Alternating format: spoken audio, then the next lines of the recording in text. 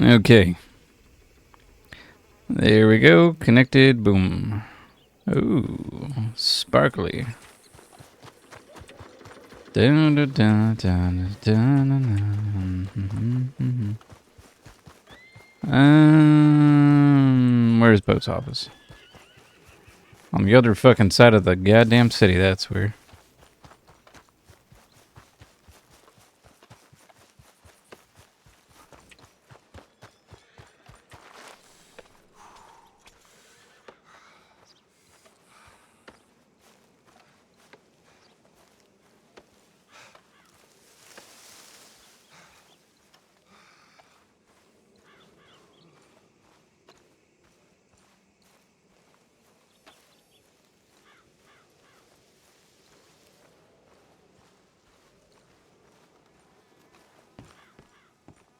Oh no, my headset went off.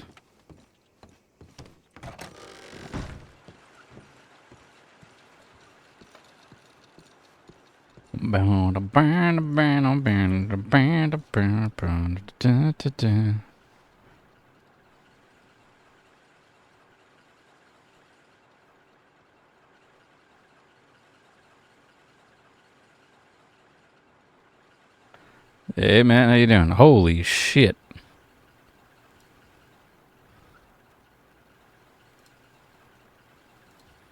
I'll be working, forgetting those things in licorice. For licorice delights. Please send it to me when you're awake.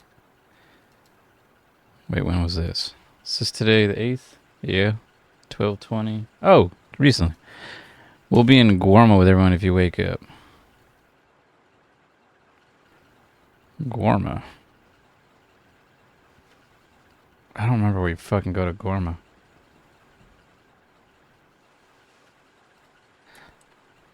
Dear Lily.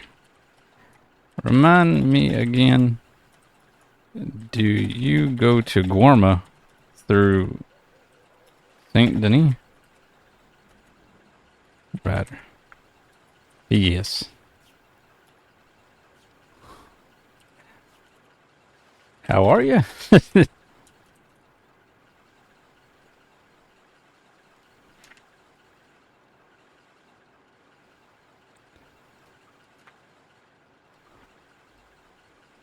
Dear Tobias.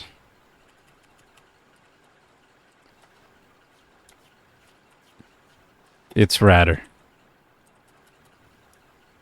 Just thought you should know. Ryder.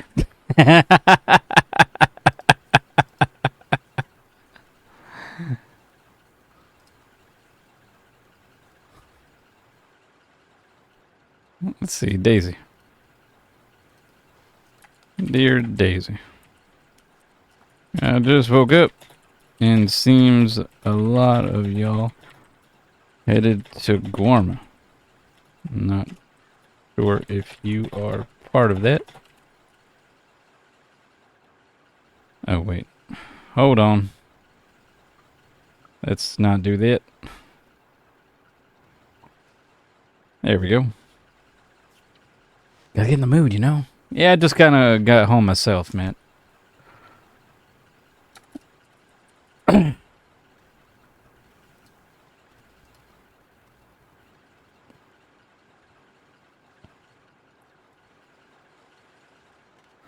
Chicka-pow. Lasso. Selling a horse. Selling a grown done Mustang male, 600 best offer. I don't have that.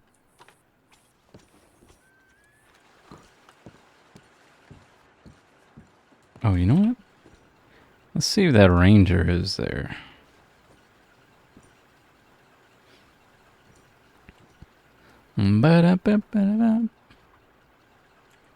Cotton Hill.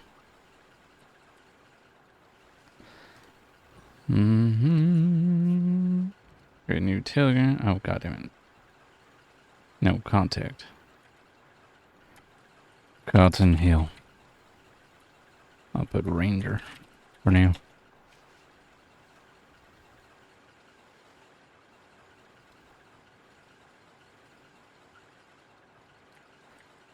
Dear Mr. Hill, I happened to stumble upon your flyer in Del Sol.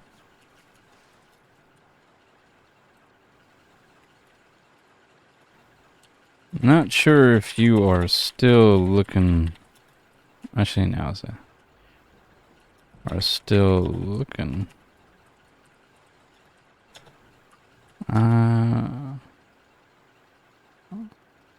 Might be interested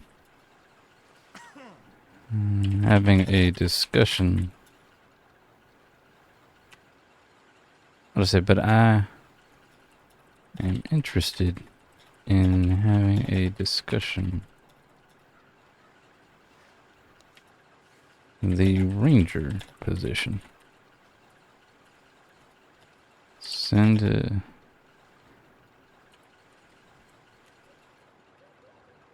notice whenever.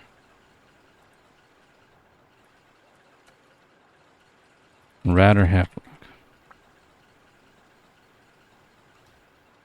I hope that was to the right person, because God knows. I'm just gonna go to fucking Saint Denis. I feel like that's where it was, you know. It's got $17 on me, that's fine. Yeah, let's go there. Luke Toby!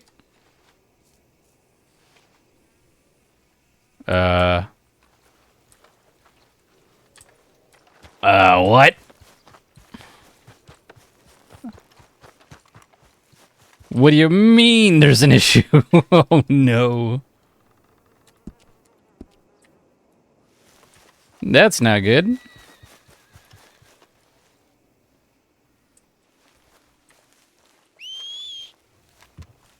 Oh, okay, that works. Thank God. I was not about to run that whole way.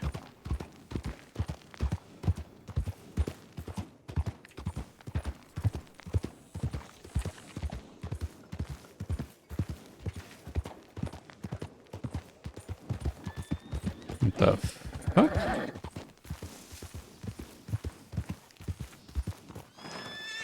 You alright? You local?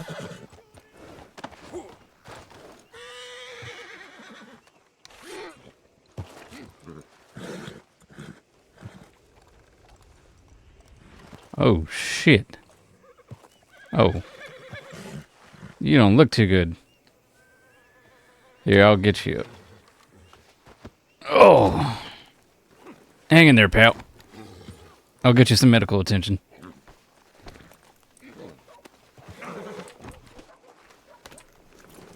This does not look good.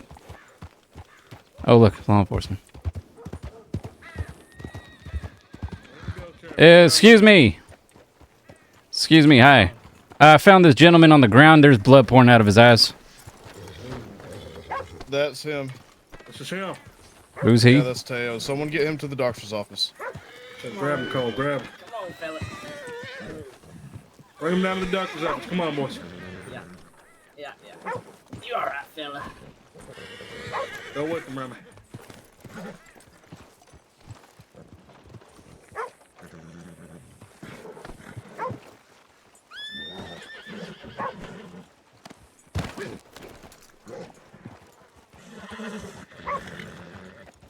What the hell was that about?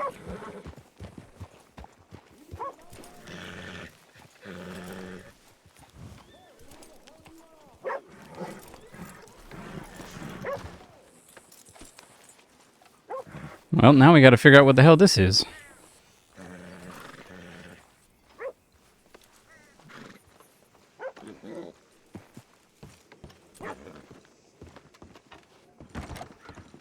Hello. Hi. I was just wondering who that gentleman was. Oh, here, let's step His outside name is for Teo.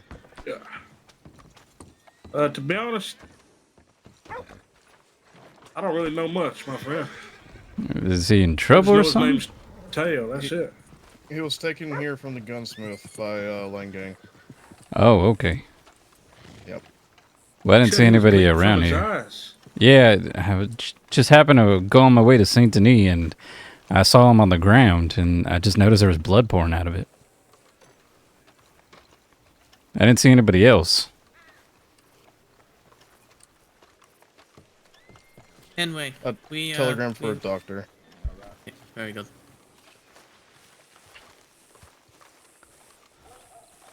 We need some, like, fucking spooky-ass music or some shit. I think I know the right one, too. Where's my D&D playlist? Jesus, they done that boy bad. That ain't right.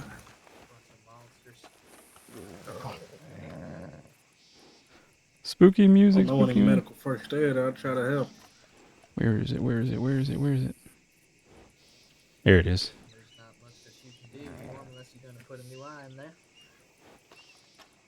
So did you see anybody, my friend, when you picked them up? Yeah, no, like I said, I just woke up.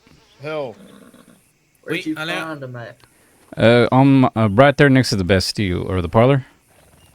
Paula? telegram Max letter. Yeah, he was right there on the road. Here we go.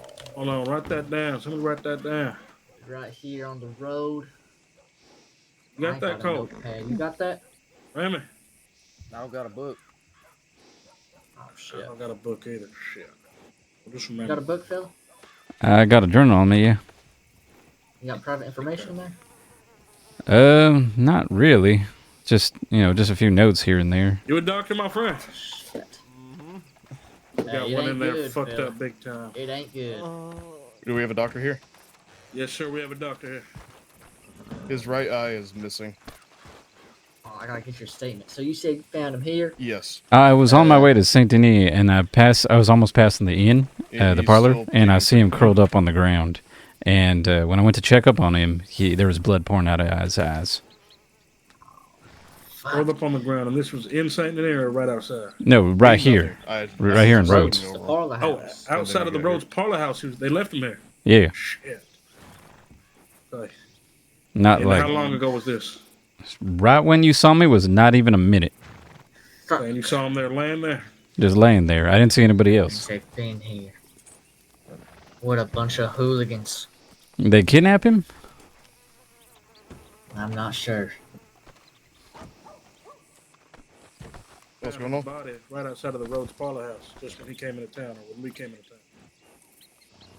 Fucking A. So they came through here and dropped them then.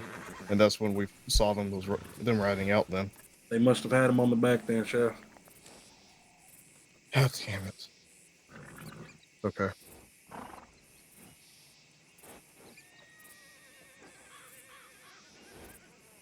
Get us, just get a statement from him about, what he saw Riders. in the road and everything. Yes, sir. Who is that? All right, let's get an official statement, man. Come on. I got a notepad. Let's take a walk down here, my friend. Yeah, no problem. I'll try to remember it. Fuck, you assholes don't help me for shit. Don't How tell much me. money y'all got in there? I'll buy a damn journal. I ain't got no money. I just bought the horse. You want? I'll $17. just give you mine. No, my friend. I can't do that. I Hey, got I barely $17 have on- used it. I mean, I could just give it to you. Shit, man. Here, actually, some of the information might be useful to you. Really? Yeah, I had some friends yesterday get robbed by a gang, but they were kind of covered up. We put some notes down there on the page, and it said, from what you can remember, they were talking to each other with initials.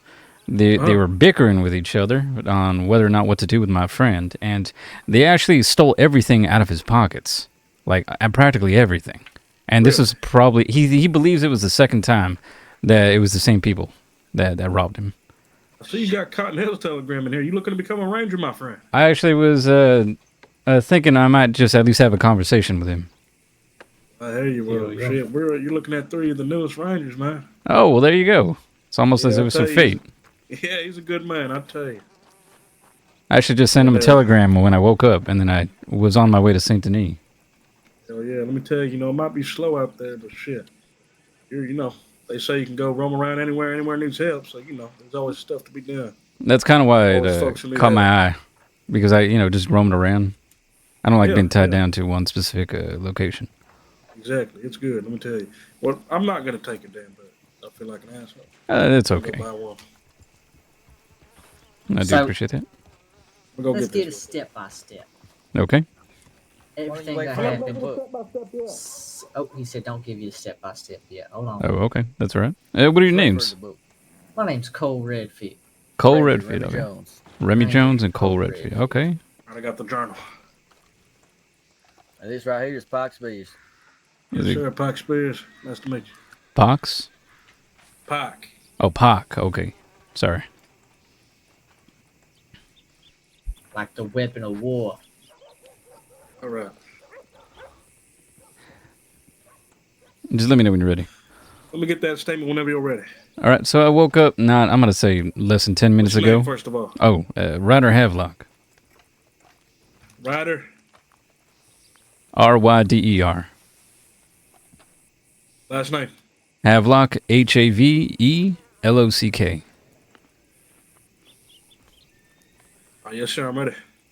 All right, so I woke up not 10 minutes ago. I went to the post office to send a telegram to Cotton Hill. And then from there, I went straight on my way to St. Denis. And that's when I was right there by the parlor up the road. And I see a fella on the ground curled up. And then I stopped my horse, looked down, and there's blood pouring out of his eyes. I don't see anybody else around. Not a single soul, and I put him on my horse, and that's when you saw me maybe a minute after with him on my back. Yeah, all right. You ain't see no riders, no horses, nothing like that. Nothing like that.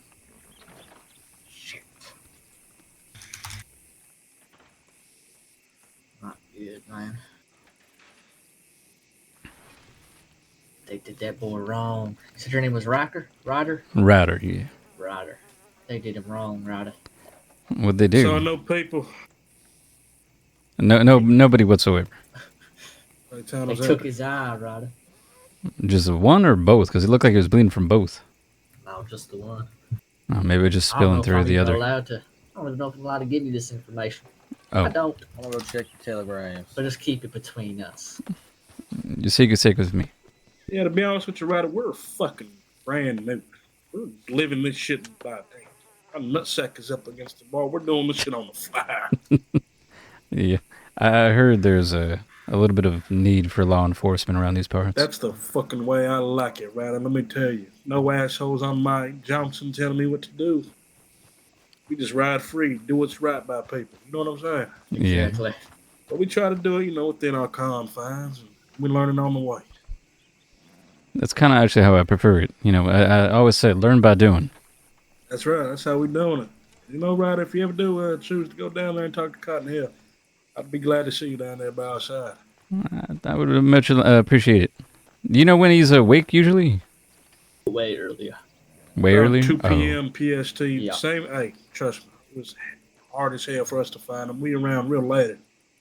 Yeah, because I'm usually awake at this time. Is there anybody like a second in command that I might be able to speak to that's awake during this time? We're He the is only second people in awake command. during this time. Oh, okay. That's what I I'm guess- saying. We grab our sacks, put it up against the ball, man. That's how we do it. Yeah, if you want But to see Cotton Hill's the Cotton, undersheriff, and the sheriff is going to be Johnson. They usually around that same time, yeah. anywhere from 2 to maybe 8 p.m. PST. 8 p.m.? You wake All right. up around I'm going 12 to go tell hours Sheriff from Henley here. now, I got a state. you'll probably see him. All right, maybe I'll do it when a day I don't have nightmares in. Yeah, exactly. All right, well, Thank you, sir. yeah, no problem. Wonderful meeting y'all. You too, partner. You stay safe, okay? All right. You too, partner. Thank you, sir. Yeah.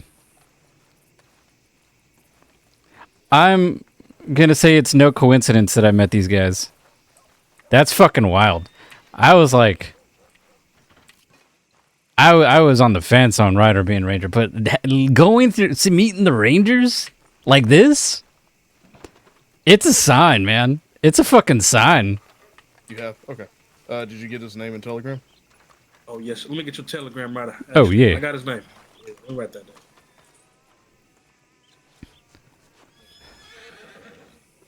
Hey, let me know when you're ready.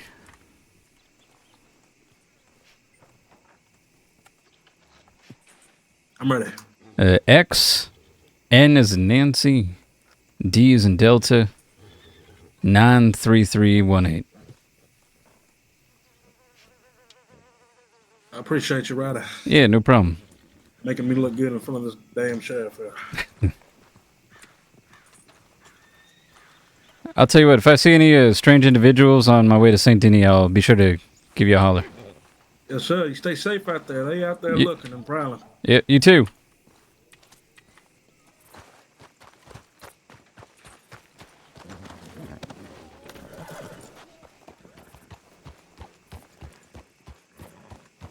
God damn, dude. There's some fucking scummy motherfuckers going on right now.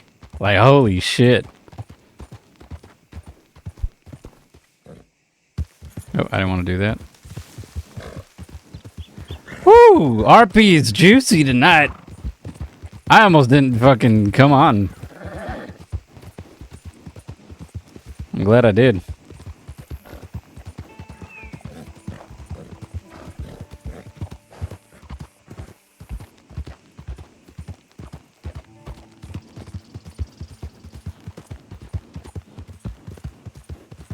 Wonder what it could have been, though.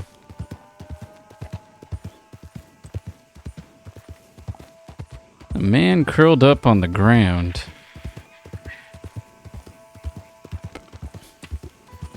Eye bleeding.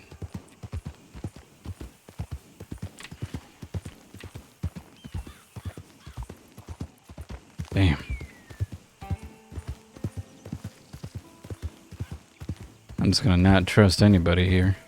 If I see a group, at least, not trusting a fucking single individual. And if they just left him here? Shit.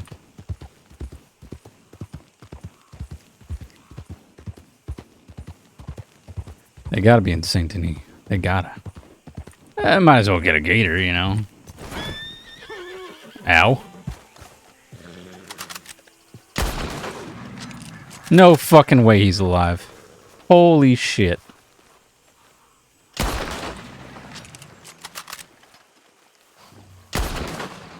What? Excuse me? How y'all alive?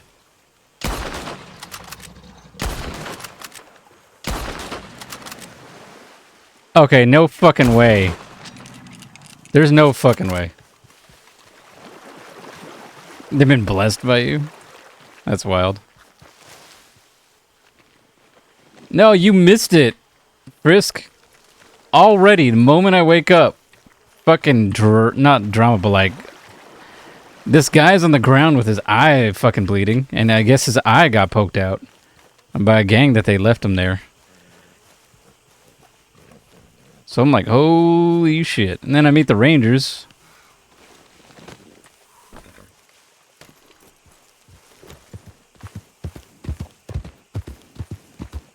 Yep. What's funny is I was debating on whether or not to be law enforcement with Ryder, and then I hear about the ranger position, and they're not tied down to any place. And I'm like, you know, that has a good ring to it. Ranger Ryder. Ryder Ranger, by the way.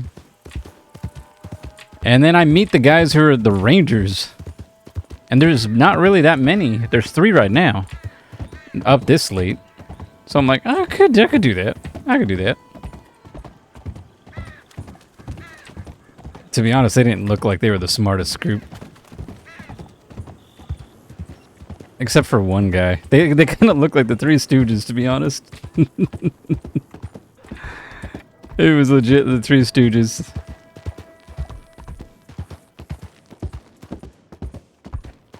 I'll sell this and then I'll go on the Telegram. Just in case.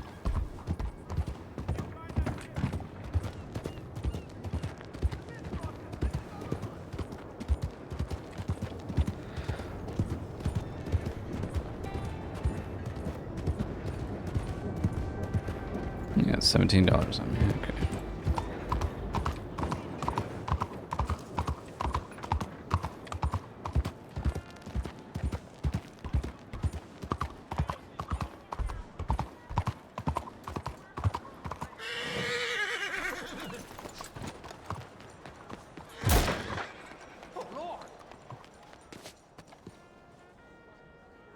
Telegram. Nobody to send me. They're probably still in Gorma.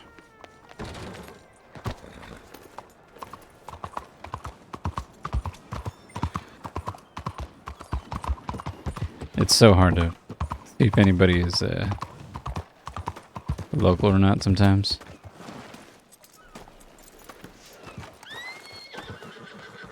Oh, wait.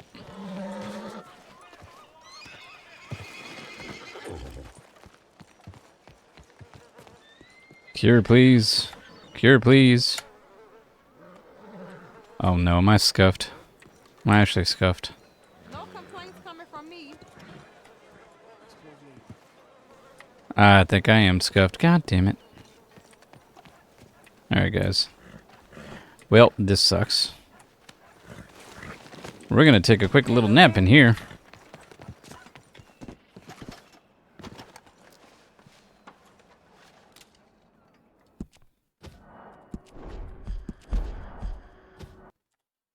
Give me 1 second.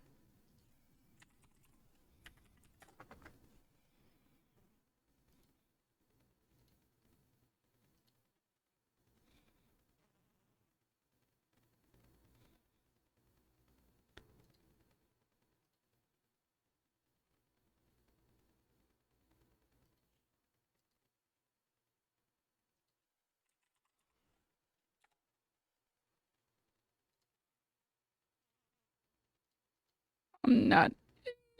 There we go, join. It shouldn't be too long.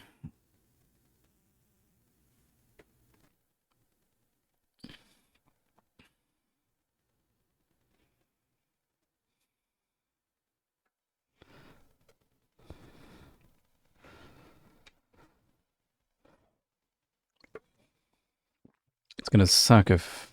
Well, my horse is gonna be gone for sure, I think.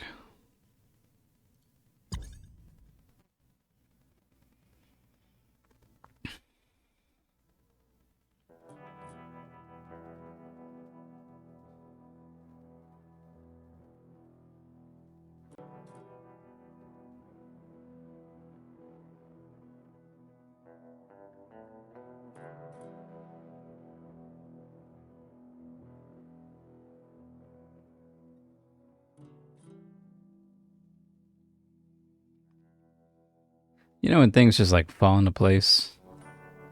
You can't ignore it. You just can't ignore it.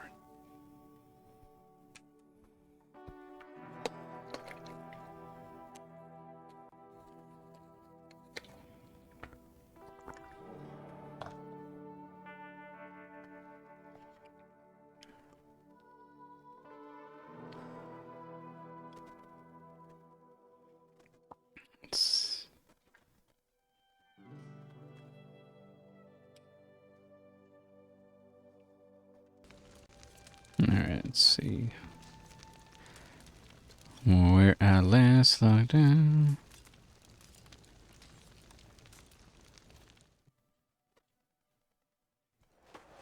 There we go.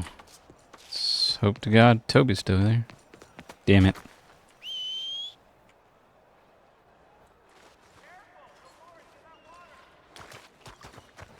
Let's see. Well, at least I still got this I could sell. That's $4. Cinema roll! How you doing? Missed ya. You been doing well? I hope so.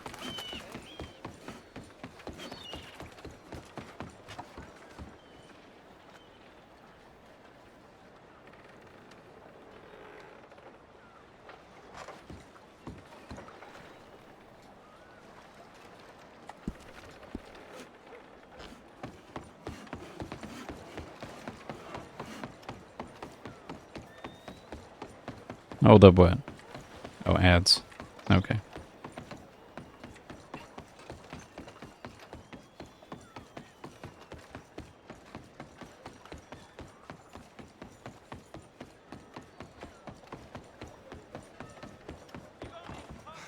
Is it here? That can't be it. Where the hell? Oh, here it is. My bad. Guarma, please. All right, you're back. I missed you. How you been, Cinema Roll? Cinema Roll. You been doing well?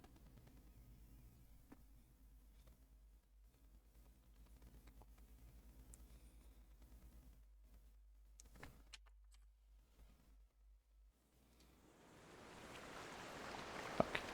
Give me a second.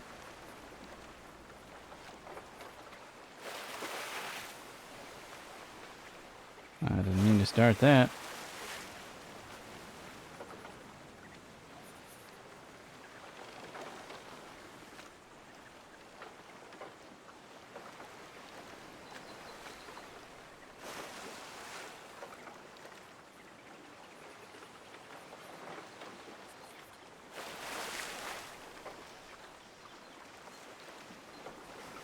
There we go.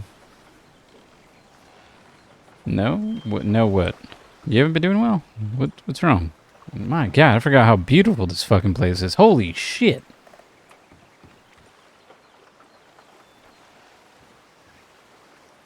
Let me see the cinematic camera.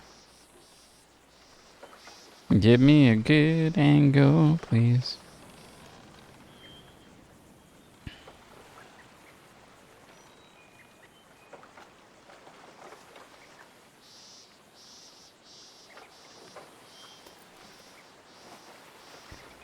Come on.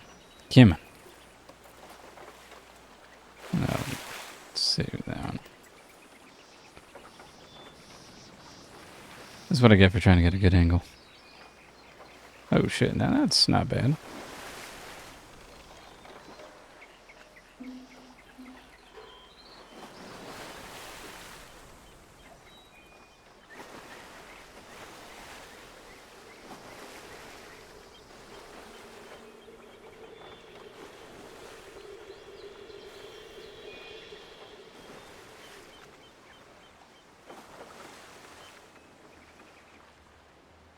Let's see.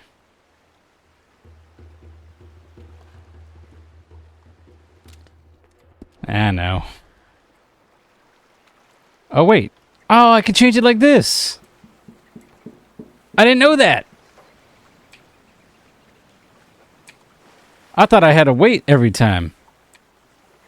Oh, yeah. That's a good one. That's a fucking good one.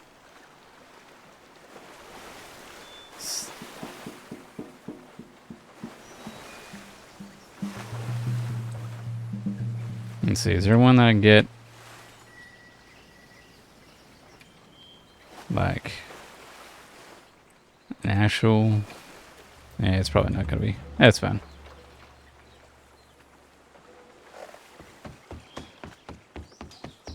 Let's see what we run into.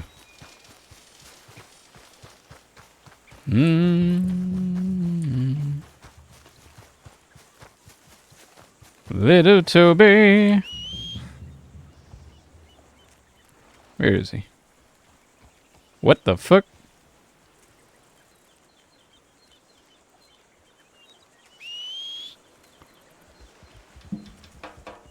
I hear him run.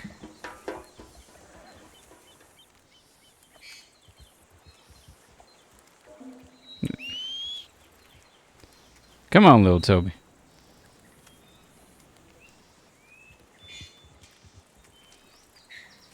Are you stuck? There you are. Jesus. Alright, let's see here. Anybody? Really is nobody. Wait, who's that?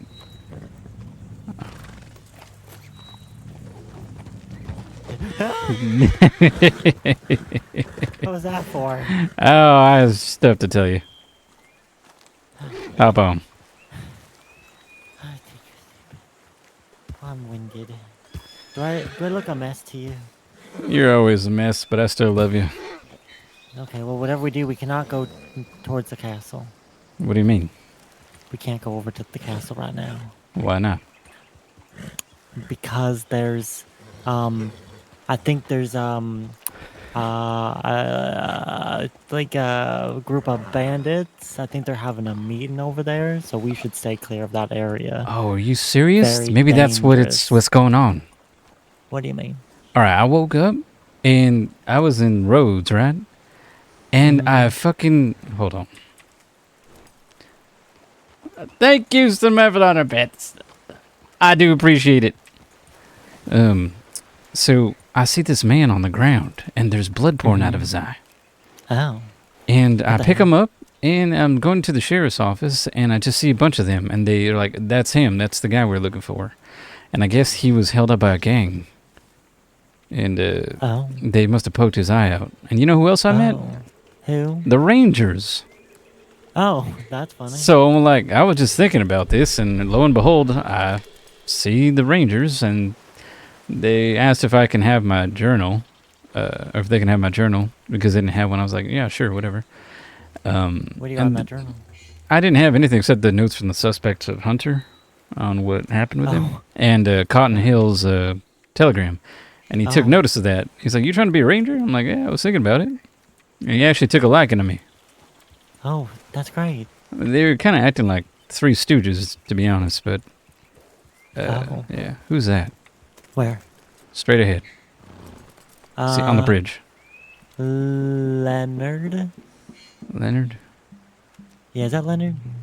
I can't use my binocular. Oh wait, who's that? Hold on. Let me look. Straw hat kind of looking thing, almost. Oh, those are the other two people that are apparently running around here. Okay.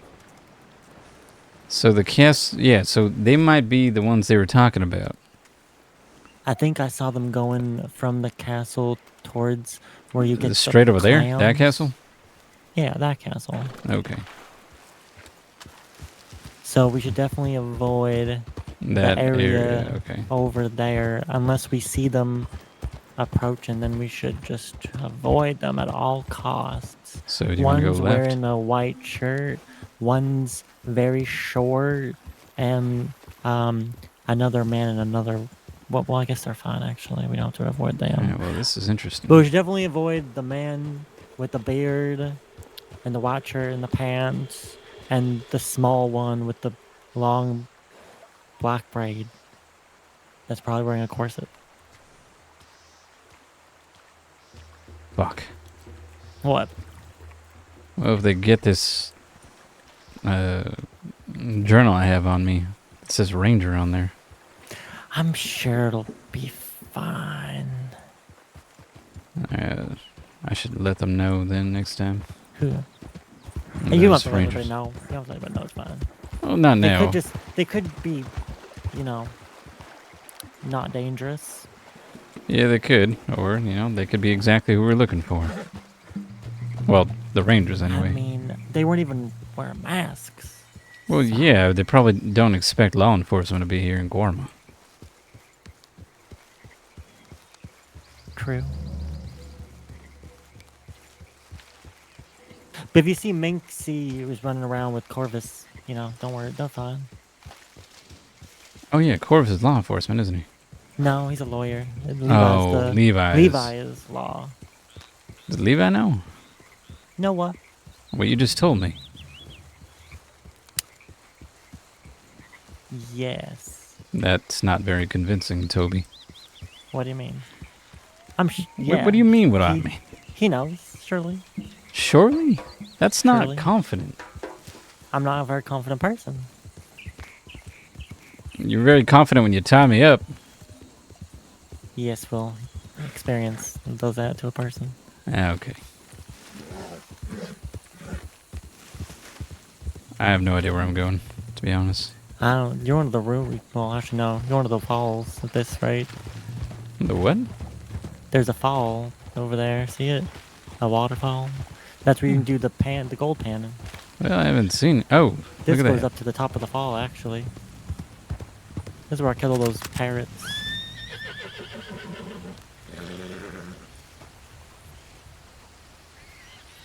I can't see that damn thing. Oh, wait. Take control, little Toby.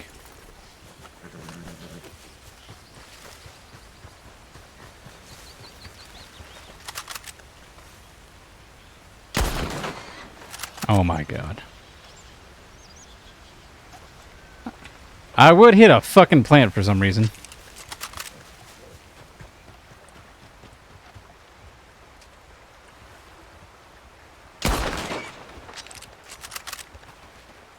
Now, are the guns not killing in one hit anymore?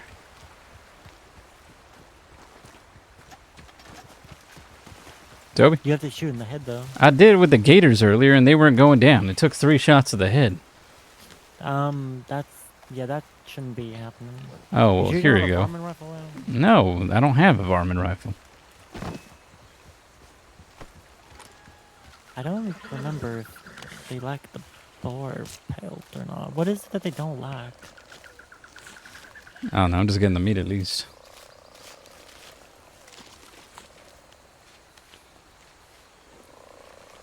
Yeah, this is poor anyway. Yeah, well, that's because you shot so many times. Well, twice. Flash is what's too many. You sound like you had a day. Me? No, I was just swimming, you know? Tired me out a little bit. That's sufficient though. Yeah, I forgot I didn't have my knife out.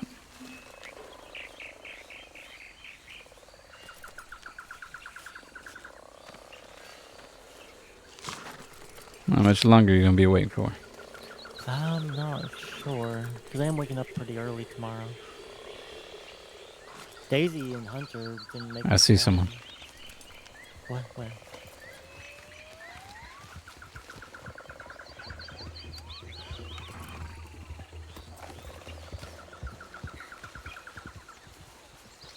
Yeah, I don't know what that is. There was 2 people here when we got here running around.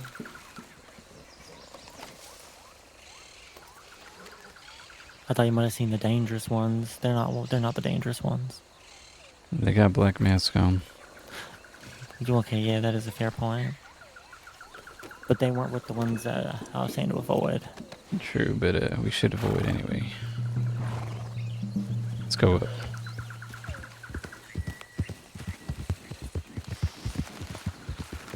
If we get in trouble with them, I might start shooting. Well, I'm sure everyone else is fine. I'm just saying what I'm going to be doing. Oh, Oh, right. god damn it. Well, hopefully it doesn't come to that. I don't even think I can get up there. No, I don't think there's anything up there. Alright. Fuck. According to the map, yeah, no, there's not. Let's just go around here, I guess. Is there any way to go up there? Technically. I wish I had a... Wait, no, you don't have a lantern. No, I don't. I want to go in... Oh, there's a cave that goes all the way through, apparently, but it's so dark.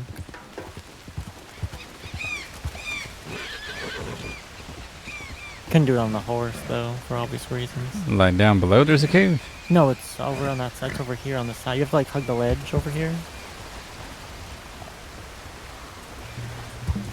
See right there? There's a path. Oh, yeah, you can't do that on horseback, though. No.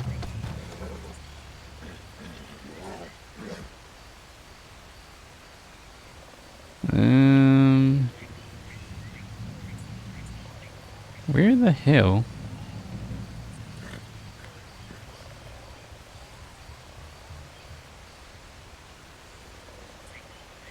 Can I not put him to sleep? Can I not put him to sleep anymore?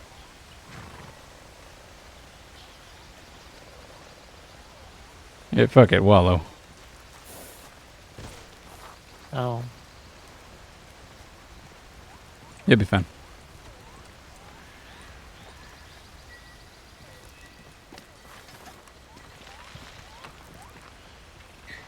Make sure you aren't yelling. I'm not.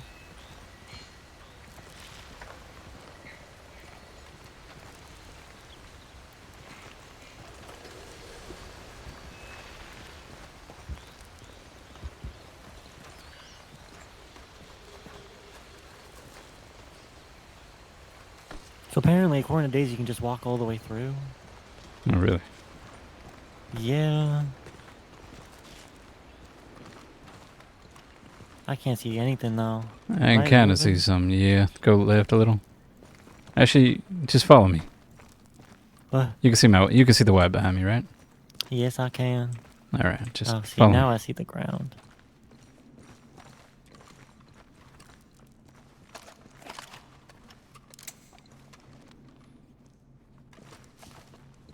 What's in this cave? I think it's just like a tunnel. Oh, okay. What the hell is this? Whoa. That wall's flashing Uh-oh. for you, right? Uh-oh. What? Oh, I couldn't see anything. I couldn't find...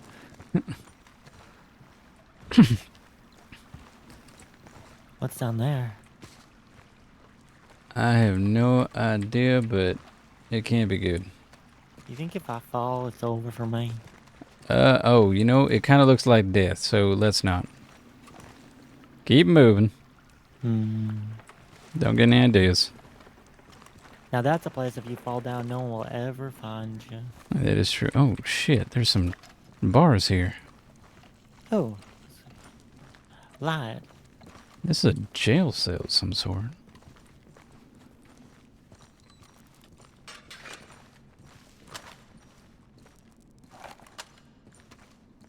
This game is so pretty.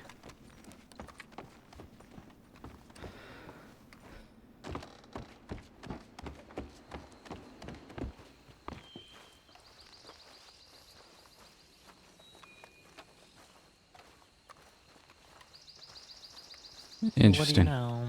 We're over here now. That's good to know.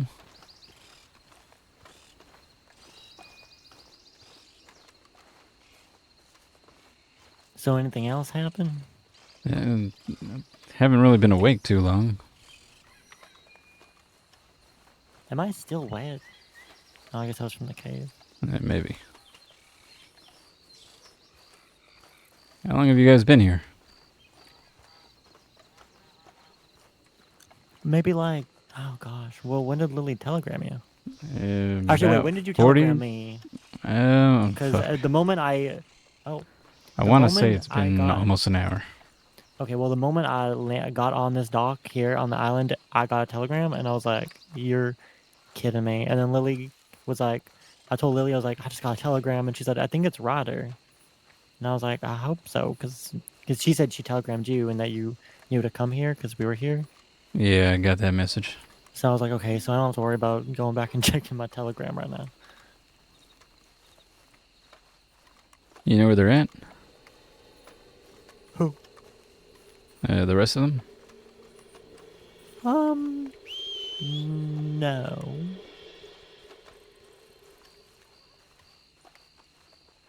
I'm not sure. Wait. Hold on, who's that?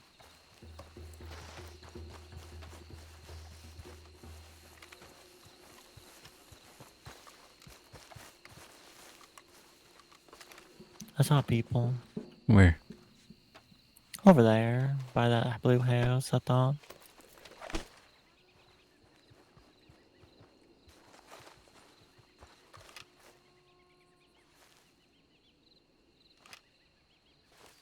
Where the fuck did he go?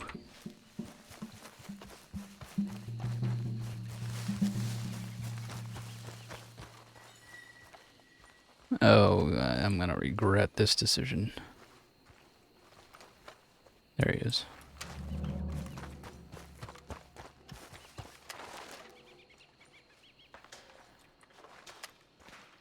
What the fuck?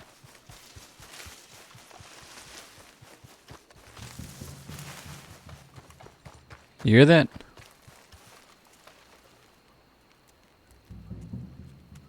Oh god. Said right What? in front of me. You said right in front of me. Oh, sorry. I'm looking for the dangerous ones that we need to stay away from. So it's not them right there. That's Leonard over by the meat guy. Oh, is it? Yeah, it's Leonard. Oh yeah, it does look like him. I wonder... It is possible that the ones to avoid are still over where I saw them last by the clams.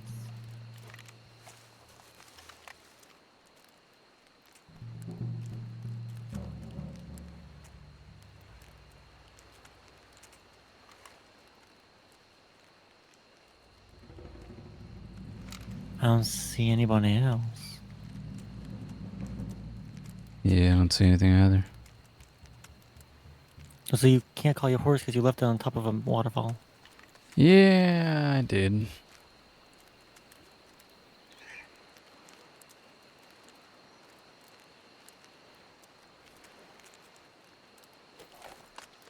Should we go back for it? I mean, it's your horse. Well, it should be there if I go back, right? Not like back As long as no one steals it. off the island. Oh yeah. I don't know about that. Okay. What is that noise? That. Oh, I hear it too. I think it's the drip drip drop. Cinnamon roll. Thank you. You don't have to do that. I appreciate it. Thank you so much. It is getting dark though. Yeah, it is. Fucking bird. That scared you. It went right in front of me. I saw it too.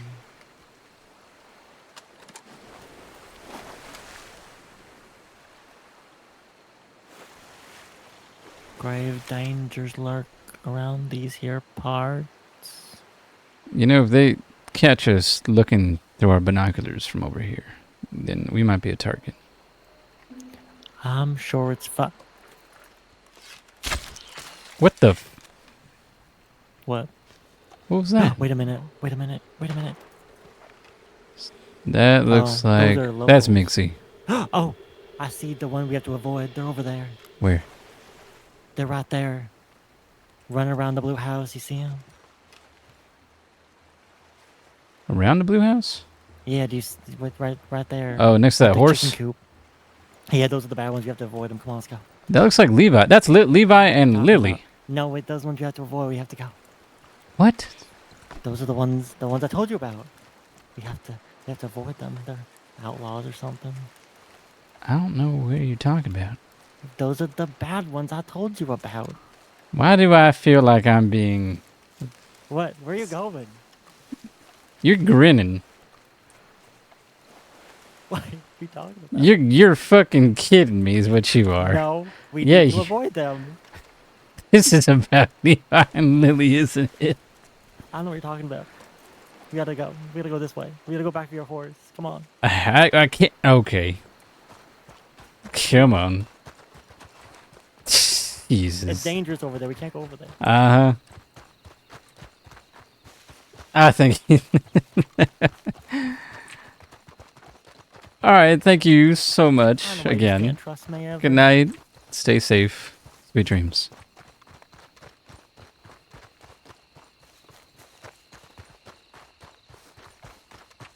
Well, didn't even doubt it either. Holy shit. Cinnamon roll. You didn't have to do this. I think you're going to sleep. Thank you so much. Holy shit. You've just made my night. You've just made my How do we night. get Thank you back so much. down there? Oh, I do appreciate that. It was this way, maybe?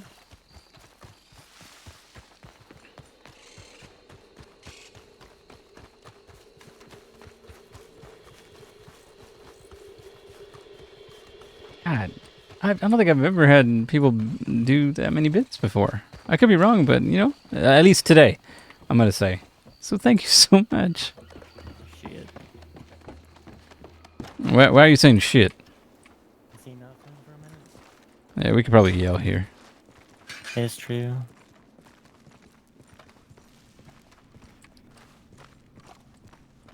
So, these people, they masked. They're just dangerous. Oh my god, you just almost fell in my eyes. Oh!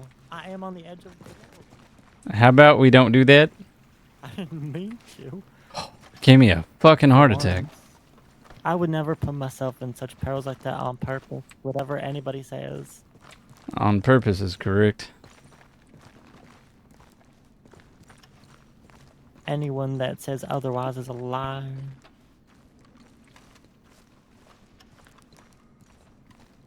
Should I be concerned? I don't know what you're talking about. I was Mhm. making a blanket statement. Yeah.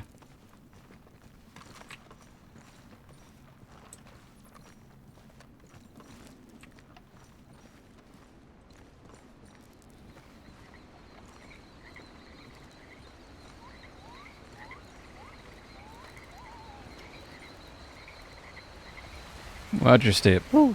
Look how, oh my god, so bright out here. Oh, there he is. No longer wallowing. You must have sensed you were trying to kill yourself. That's crazy.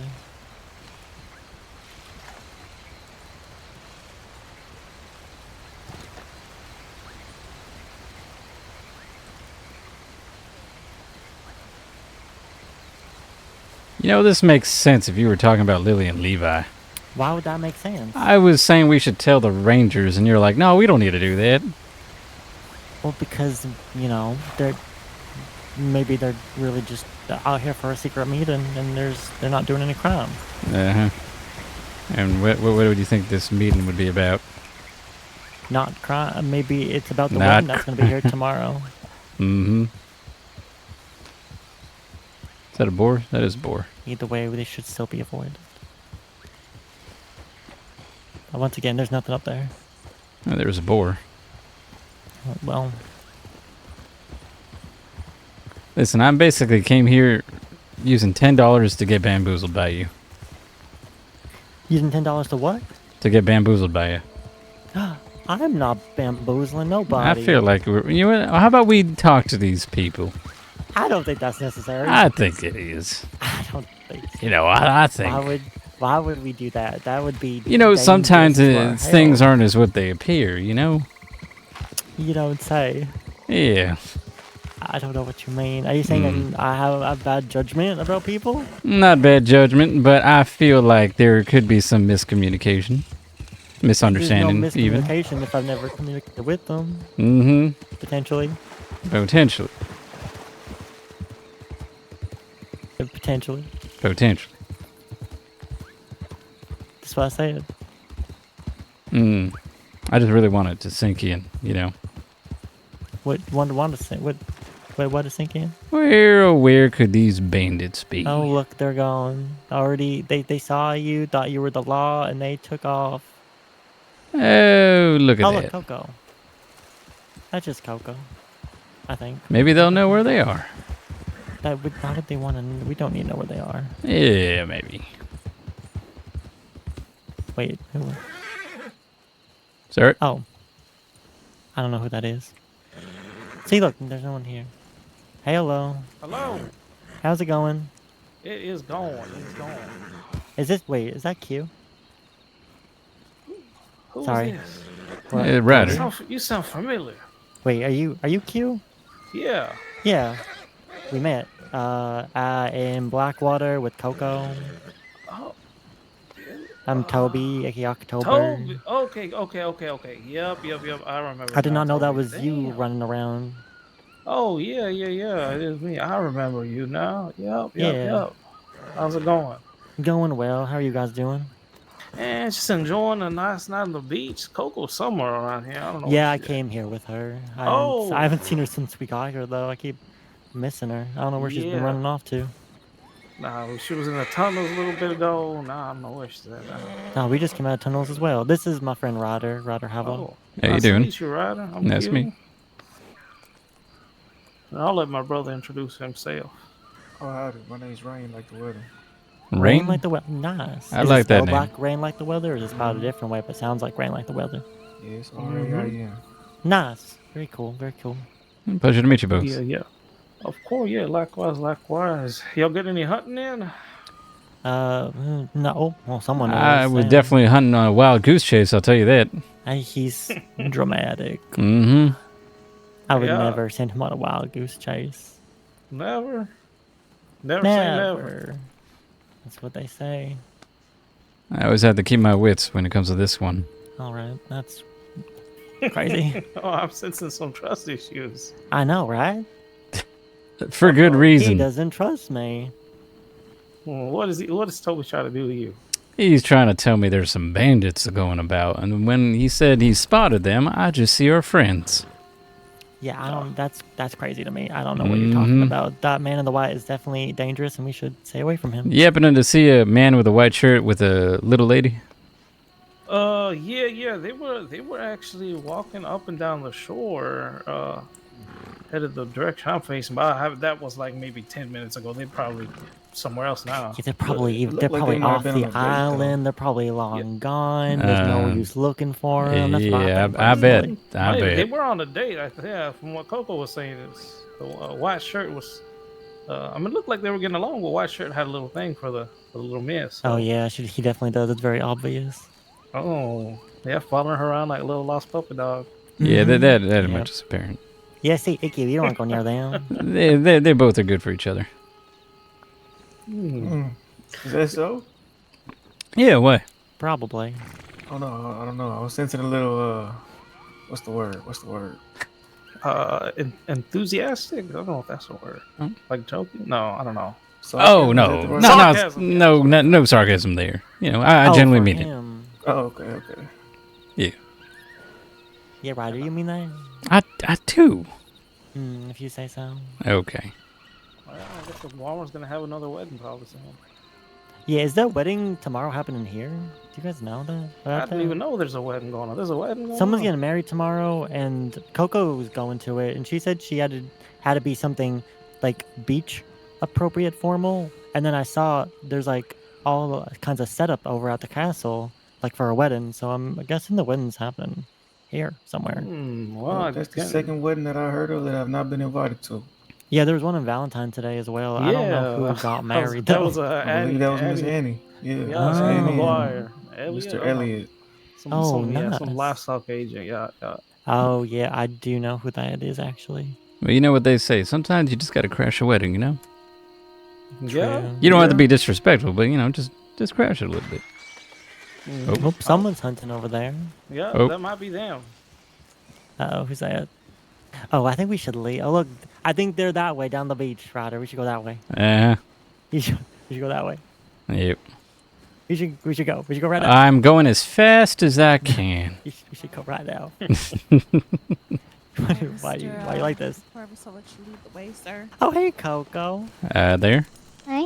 Oh my God, Levi, is that you? Levi. Pleasure. Oh my God, I haven't seen Lily. you in ages. Howdy. Hey, Ryder. Yeah. You know what? Chat. We really should. Let's have a chat. No. Take off. Take off. Take off. Okay. No, don't do Ryder, it. take No, off. Take no, off. I don't I'm believe so it. sorry. I didn't. You get to yell at Toby.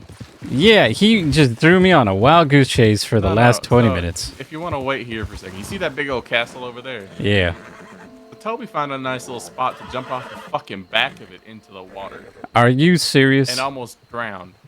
You can't be. You gotta be joking. No, You know what I he was just wrote it doing to down in me? my- He said there I was even some wrote it down ba- in my fucking book, so I'd remember to tell you. He was telling me there were some bandits going around. I'm like, what? Are you kidding me? Given what I just went through when I woke up today? I'll tell you about that in a bit. But he said they were Is it in the fucking Maze castle. the Fraser? Maybe. All right, I'll tell you about that first. I woke up in Rhodes. I see a man next to the parlor on the ground, curled up, and there's blood pouring out of his eye. Ooh. I take him out on the back of my horse, go to the sheriff's office, and they go, "Oh, that's the man we were looking for."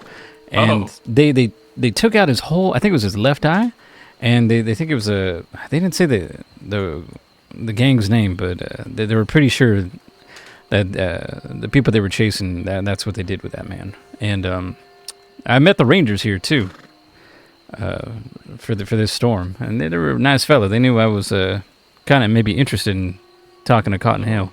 Okay. But I tell Toby about that. But he told me there's some bandits in the castle there, and for the last 20 minutes he makes me believe this. And then when we're looking out for y'all, he goes, "Oh look, there they are in the white," and I'm like, "What? That looks like Levi and Lily." And like, yeah, them. Probably like that's probably the ones. So he's making me believe y'all You are have, just the fucking binoculars nuts. on you? Yeah, I do. All right, pull them out. All right. All right, hold on. I'm gonna have to get off the horse to show you.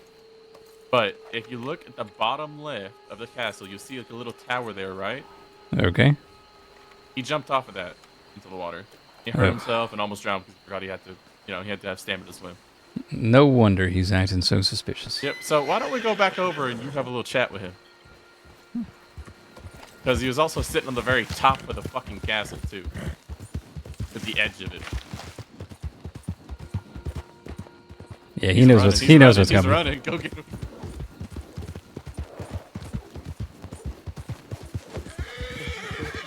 Toby? No, I didn't do it. I didn't do it. Okay, I'm here. Whatever he said, he's a liar. Can't trust him. He's a law. Wait, why can't I hog tie you? Yeah, exactly. You can't. What the hell's what's going on here? The universe will not let you take an innocent man. Jesus How about we just drag you over here a little bit? I'd do it. Whatever he said, it's a lie. Come on. Toby, Come on, where? what do you have to say for yourself? I didn't do anything. Yeah, you did. No. Don't make me. Where's the proof? There's no proof. You missed. I'll get you.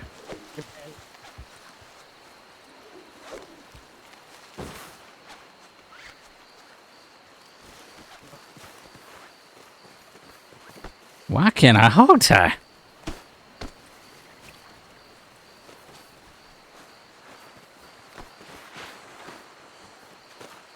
You know, I'm just gonna let you go. Oh, yeah, that. What the hell? How'd you end up over there? Toby? Oh no, Mike. Toby. Oh, you don't sound too good, right? You don't sound good either. Oh no. What's going on?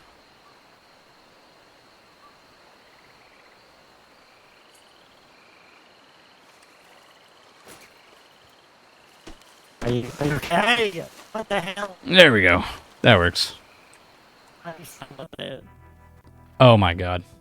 Oh, I just got timed out while I did that.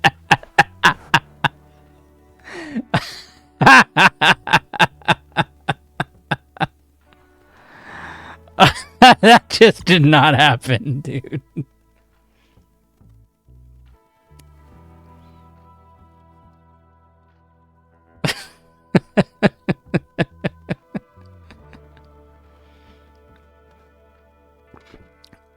I'm gonna have to close this and then rejoin it.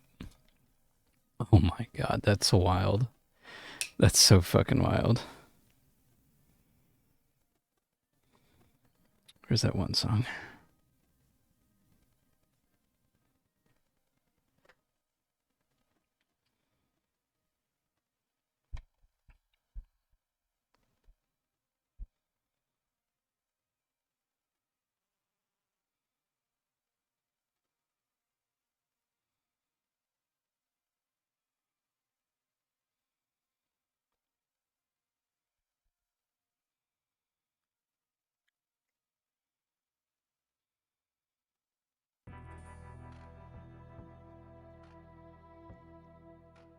Did the server go down?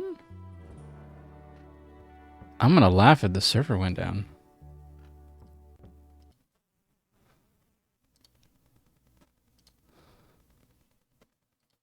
Is it me?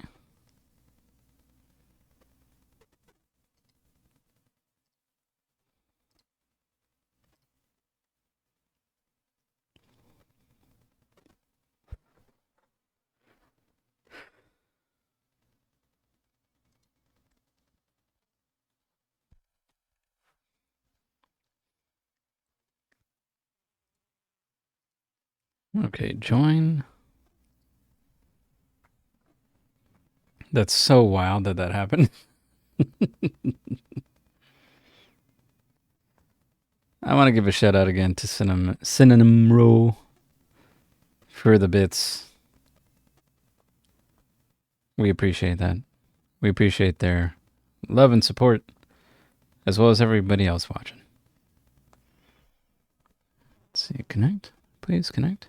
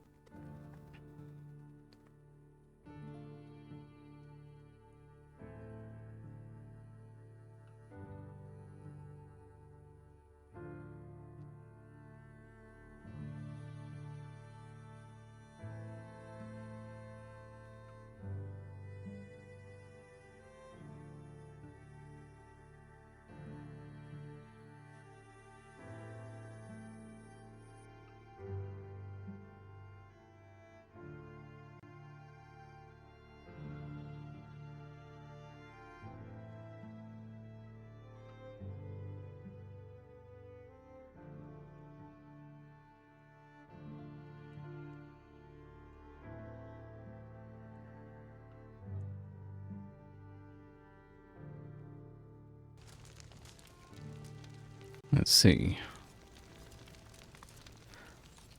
Warma.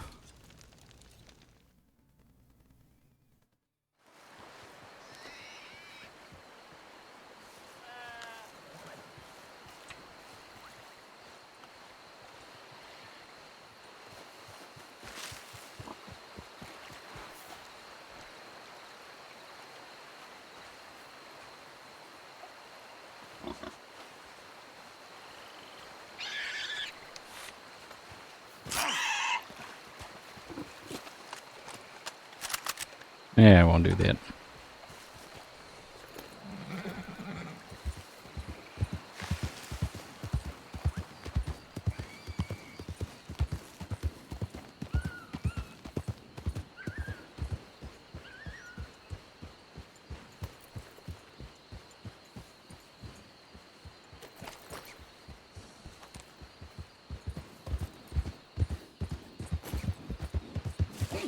Round 2.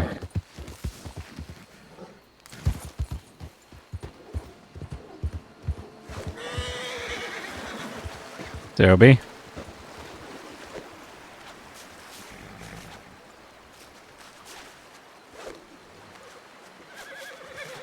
Toby.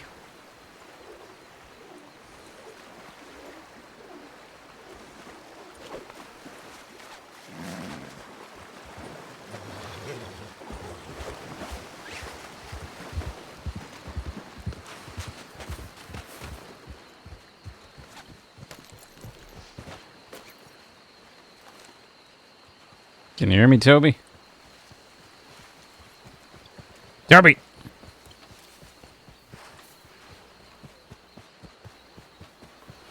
Toby? My TeamSpeak working?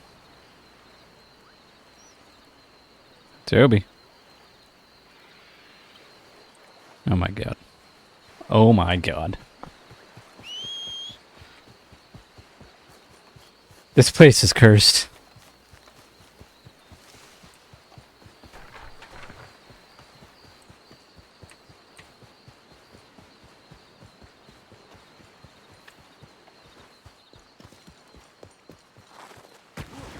Oh.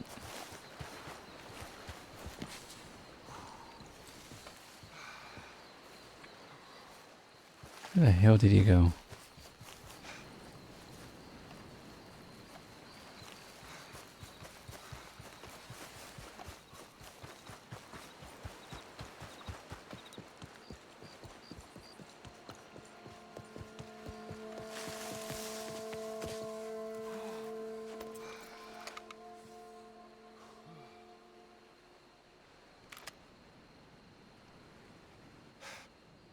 Oh my god.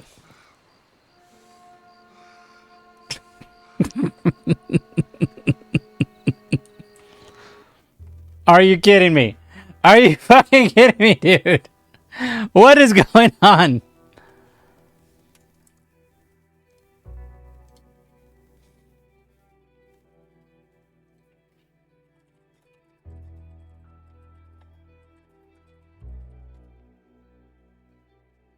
Stupid. This is so stupid. What is going on?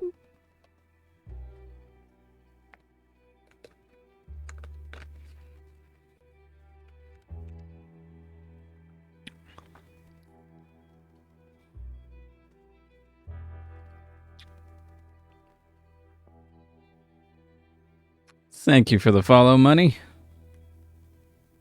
I appreciate it. Hey, we met a goal, a follower goal. Look at that, you're 320. Hopefully you're not a bot, but I'll take you anyway.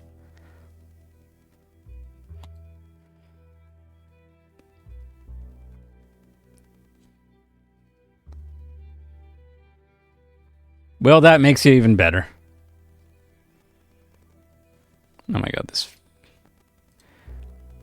Let's see, can I do this? We're having some trouble in Gorma. I don't know why. Might have to restart the whole game real quick. I do apologize.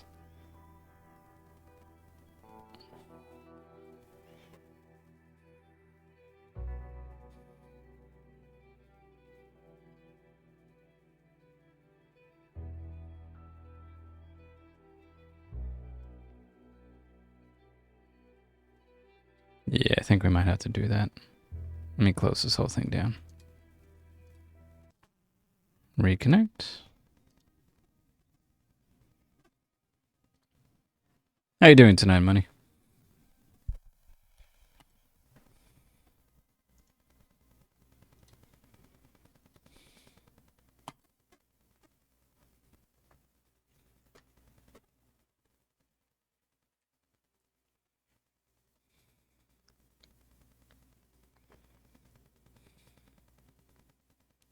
They're restarting the server? Oh, really? That would make a lot of sense, actually. Let me double check.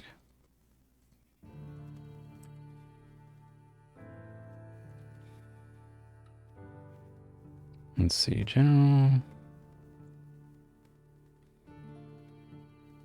Okay, didn't say anything there. Oh, wait, I'm in the wrong one.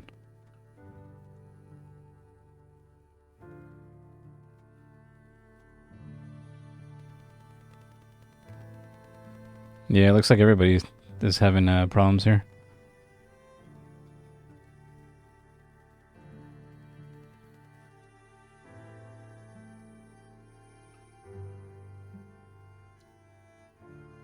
Servers are starting. Yeah, he just told me right here. List server restarting. So I'll just click out of this for now. Mike, when I went up to the castle, I had turned around to make sure you didn't go to the hill. And I'm like, crap, he's not there. I'd pull away the binoculars. I turn around and you're right there. And I'm like, dumb moment. You blended in so well to the wall. And then I crashed.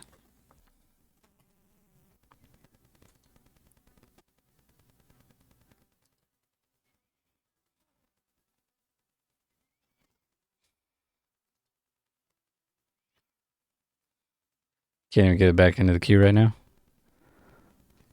Well, is this me getting a sign to just go back on Deacon? Do I just go on Deacon?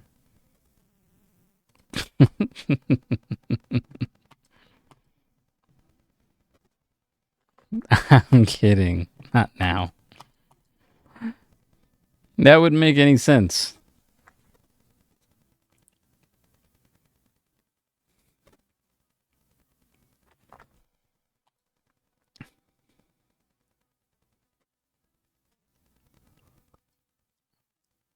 Let's see. Yep, can't get in the queue yet. It's up, Kappa. Let's change the song, shall we?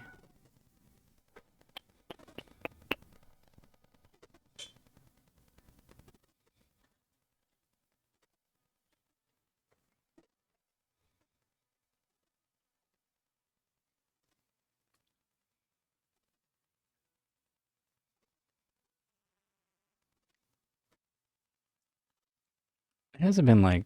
It's been an hour and a half into the stream, and I already feel like so much has happened. We got somebody getting their eye poked out.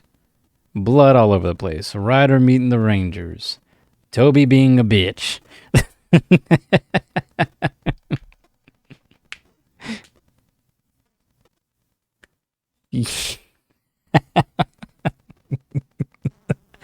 The bitch. My apologies. The bitch.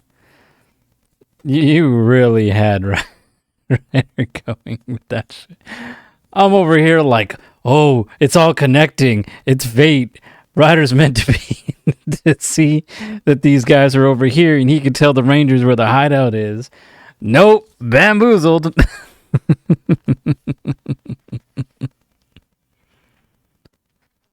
Oh, you have no idea how excited I was for this. Yep. He sure fucking is.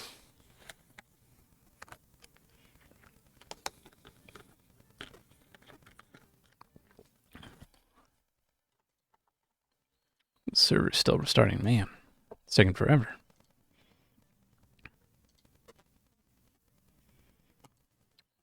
It looks like 5M Public is also. Wonder if it's just all their servers.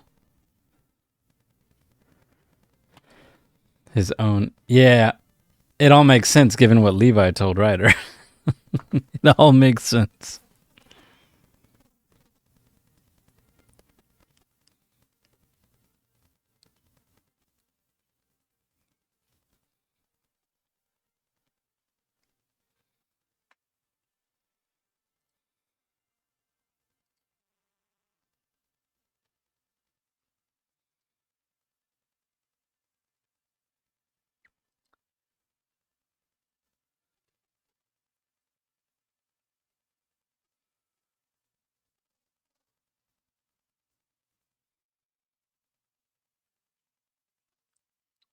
Let's see, is it back up?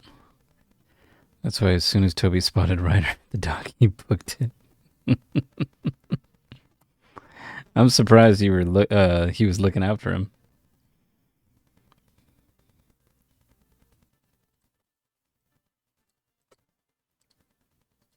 Oh, it's still restarting.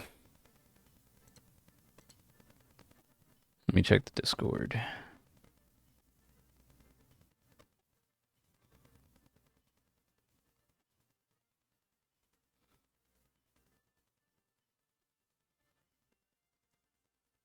Everybody's like, this server's really fucking the RP right now.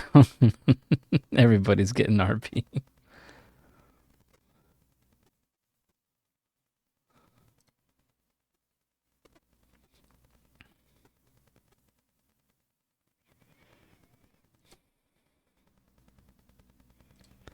Let's see, can I see my own clips?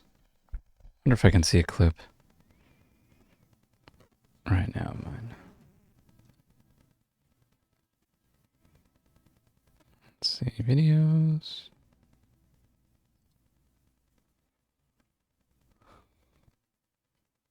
Where's the clips? Oh, here we go. Hold up. Hold up. Hold up.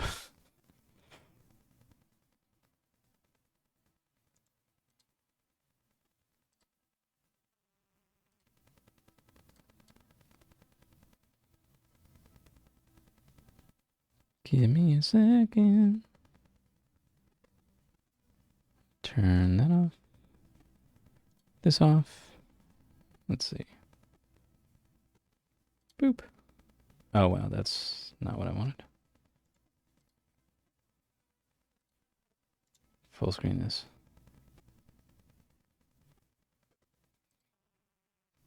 What the hell?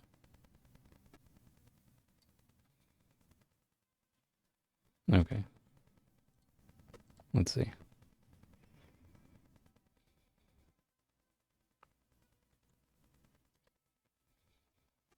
Oh. What's going on?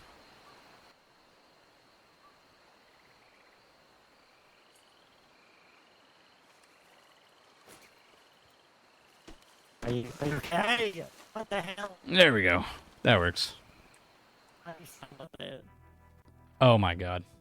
Oh, I just got timed out while I did that. Let's see.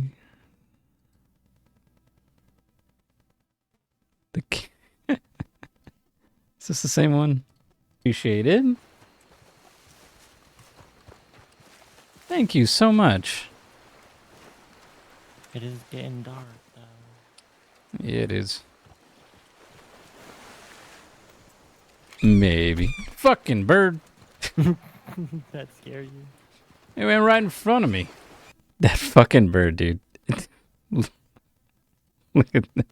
Thank you so much. It is getting dark, though. Yeah, it is. Fucking bird.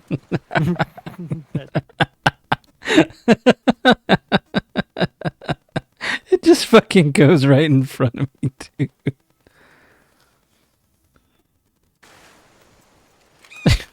Fucking bird. Oh, man. And then there's this one. Oh, this is what I saw. Oh, it didn't show. All right, so I turned around. And that's what I saw. Are you kidding me? Are you fucking kidding me, dude? What is going on? Yeah. That's how you were. Oh, man.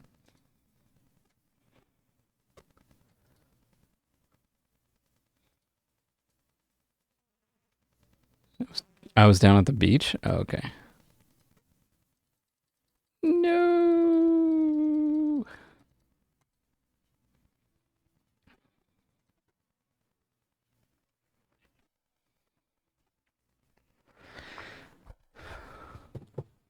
Oh, really?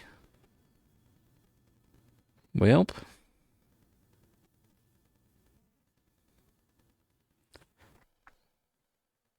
Shit.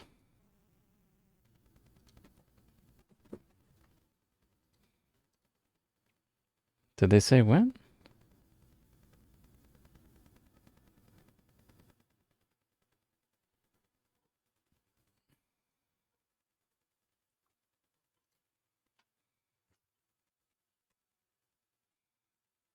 Am I at the go here? Yeah, it's understandable.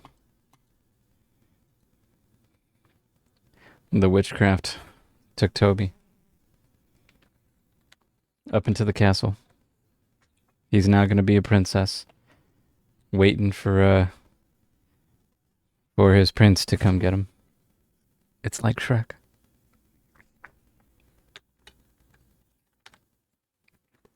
Yeah, I don't have work tomorrow or today, but I don't know if I'll be on, though. That's the thing, because I might be doing something. I mean, I should be going maybe at some point. I just don't know when. That's the thing.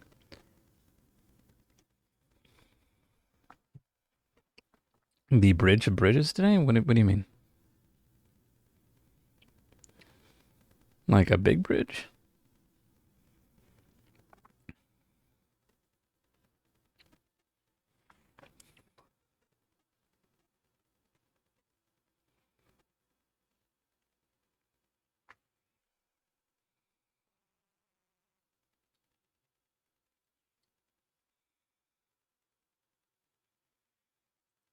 There's a big bridge with a big body of water under it by the Indians' preserve that Toby found. Ooh, that would be nice to see. My cats are whining wild right now.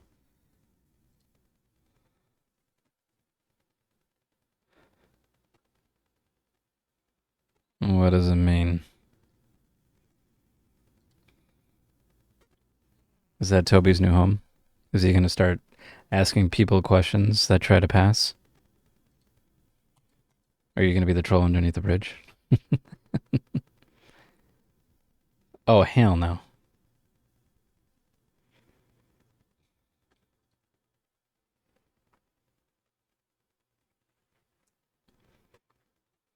Let's not do that. Let's not do that. Let's back it up a few spaces and not do that at all.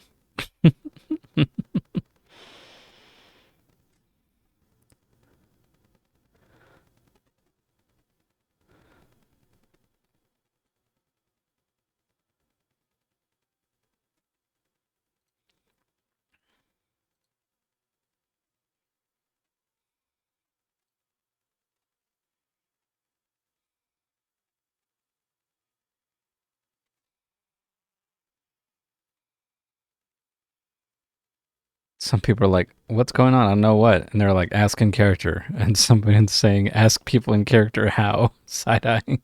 That's crazy.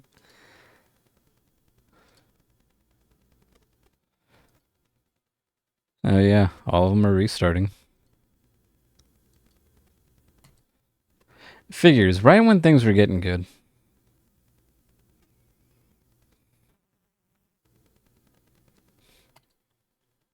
But hey, we got to the 320 today. I feel accomplished.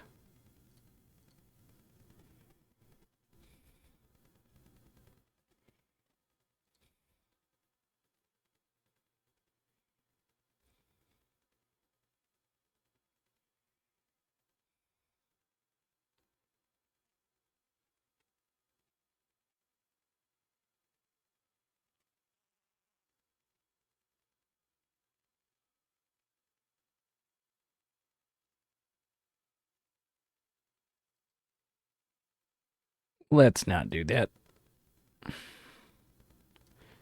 You know, I'm going to put that under my ban terms. That's got to be one, right? Let's go to Twitch and do that right now. We got nothing better to do. Do. Let's see. Creator dashboard. Where do I put this? Monetization. Community? No, not monetization. What am I doing? It's not monetization. It's... why did I think it was monetization? I'm such an idiot. Moderation. That's what it was. Moderation.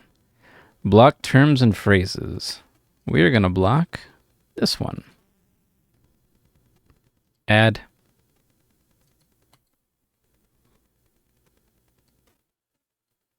We're going to block this one too.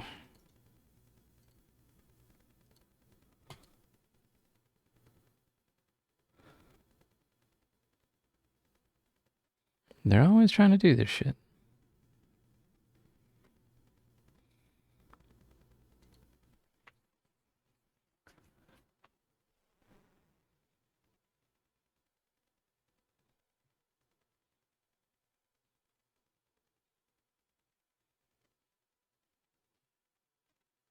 I know what we can do.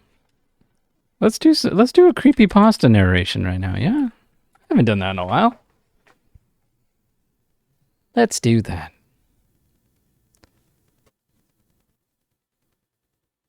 Let me do. Let me add something real quick. Browse.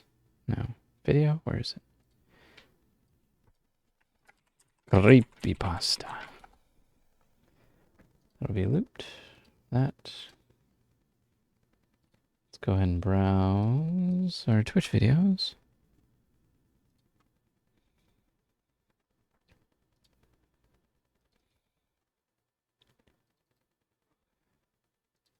I'm just going to pick a random one.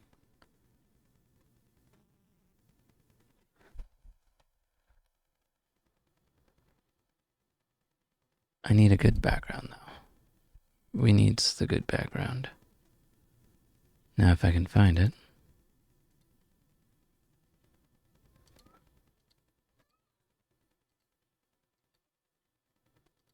Test, comp on. No, that's not it.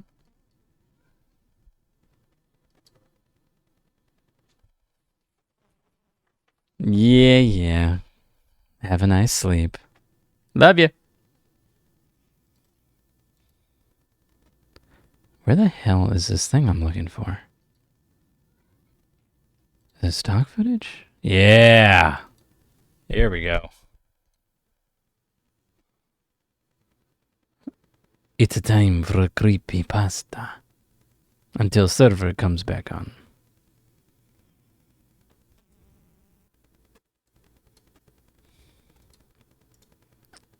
Transform. Fit to screen.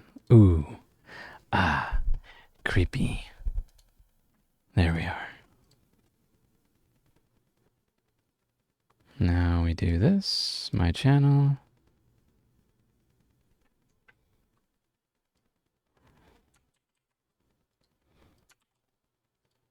Let's do creepypasta narration until RedM is back online.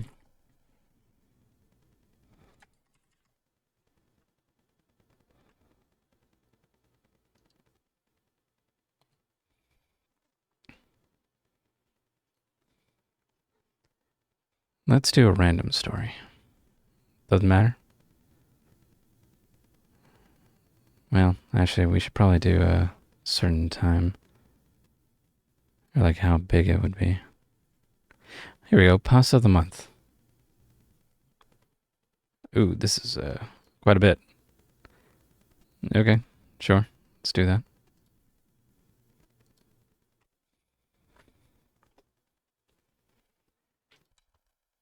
Ahem.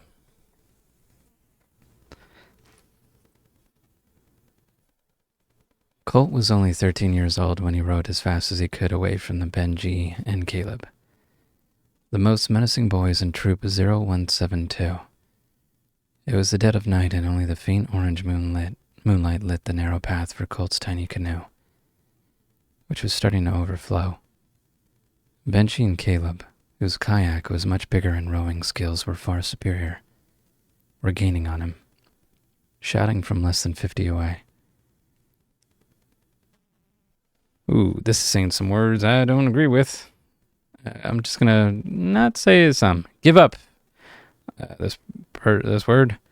Benji hollered, his ugly words bouncing off the tide. Just give up, Caleb followed, his voice slightly straining. When Colt was sure he reached the center of the Gardner Lake, he stopped rowing and let go of his oars. Raising both hands in the air, the kayak approached. By the way, I have not read this story yet, as a random. The kayak approached, practically bumping the canoe, and the boys laughed maniacally. Clad in camo shorts, Benji tossed a can of Miller Lite at Colt, which he dodged easily. Caleb bit his lip as Colt crossed his arms, waiting for whatever the boys had in store. I should kill you right here. Benji spat into the water, clenching his fists. I will slice you like the, well, here's that word again, like the F-U-R. Colt sighed as Benji drew a pocket knife from his shorts. Hey, Kawhi, we're just doing a little bit of creepypasta narration while we're waiting for the server to come back online. I'm not talking in the cowboy voice, but it's my regular voice right now. This is a random story. I have not read it. There is a word here I will not choose to use. I'm just going to say the F word. But it might be an important story, but I'm not going to say that because that's rude. Where was I? He was ready for this confrontation, even though he had no idea how to fight. Since last summer, Colt had been running from the rumors, running from all the ugly words about him being different and better off dead. He was done running from the truth. So do it, Colt said coldly. Slice me like the F I am. The thing is, you'll have to slice Caleb after you're done with me. Colt, don't, Caleb uttered. His lost blue eyes locked helplessly on his. Before they could move, they heard a sound from underneath the water, an odd sound that stopped them in their tracks. It sounded like music from a piano, an old piano like the one that sat in his grandparents' living room. The notes sounded tiny and creaky like they belonged in an old saloon. What the hell is that? Benji snapped. As the notes grew increasingly louder, it sounds like Swanee River, Caleb murmured, as Benji shot him a wide-eyed glance, mouthing the words, what the fuck? He quickly corrected himself. Or something, I don't know. The tiny, creaky notes grew increasingly louder. The waves collapsed within themselves like water at the edge of a fall, cascading down into a dark abyss. They desperately tried to paddle backward, but the violent current sucked them down into the abyss. Colt couldn't scream as his lungs started to fill with water. He held his breath, attempting to swim to the surface, but the downward current proved much too strong. Benji and Caleb must have sunk far beneath him as he could only see the lake's murky water from all directions. Just when Colt thought he couldn't sink any deeper, his body smacked something hollow for a moment. Everything went dark. When Colt opened his eyes, he found his body strewn out on an oak staircase, water rapidly entering his airways. He willed himself to hold his breath for just a little bit longer as pieces of a brick or cavity wall penetrated the stairs above him. How long could he realistically hold his breath? Last summer, his old sister Nikki timed him for 2 minutes and complimented his lung capacity, or maybe it was 90 seconds. He wasn't sure and wasn't about to find out. Colt mustered the strength to propel his body upward. His entire body ached as he squeezed his arms behind his ears and pointed his feet together, kicking them like a dolphin's fin. Years later, he would be grateful for being the only kid in his friend group to make it to advanced level swim lessons. As Colt began to kick, he saw a shadow looming on the cavity wall, slowly creeping into focus. Out of the corner of his eye, he thought he saw a young boy floating in the entryway. He could only discern the boy's blonde hair and short stature. Turning his head, He realized the image of the boy belonged to a large portrait, decaying on the wall of the house. Something was wrong, though, terribly wrong. As Colt propelled his body toward the surface, the cavity walls still surrounded him. The oak staircase stretched longer than it first appeared. Now winding into the depths of the water, the walls were lined with black and white portraits of men, women, and children. The portraits numbered in the dozens, several dozens even. Their faces were warped and pixelated. Some of their faces were devoid of expression altogether. Colt knew he was inside an old colonial house, but why was it underneath the water? Why did it seem so massive? Before he could comprehend these questions, the never-ending wall of portraits sank rapidly beneath him along with the winding staircase. He grew dizzy watching the walls zoom past him and the stairs twist into a dark oblivion. He couldn't help but notice the faces in those warped and pixelated portraits were now visible but looked like decomposing corpses. Nauseous and losing consciousness, Colt swam as rapidly as he could to the surface. Only mere seconds passed before he popped his head above the water, taking long, gasping breaths. He heard voices, but the voices were muffled as he struggled to breathe normally. Something was wrong again. Benji and Caleb were back in their kayaks and looked completely dry. There was another boat next to theirs. Scoutmaster Jeff's black and white motorized fishing boat. From their boats, the three of them stared at Colt, not in a menacing way, but with looks of genuine concern. Scoutmaster Jeff extended his long, hairy arm and pulled Colt into the boat. There was something about the Scoutmaster's smile that felt off to Colt, especially at this moment when his look of concern changed to a warm glance with a sparkly white smile. Everyone else was charmed by this blonde-haired, blue-eyed man of God, but he saw it for what it was. "My goodness, Colt," Scoutmaster Jeff exclaimed, throwing a towel around him and helping him into the vinyl passenger bench. "We were so worried about you." "What?" "Yeah, man," Benji said, still with suspiciously watery eyes. "When you came out here on your own, we were so worried." "Wait, what? You guys chased me out of here." Colt struggled to find his wording as they stared at him.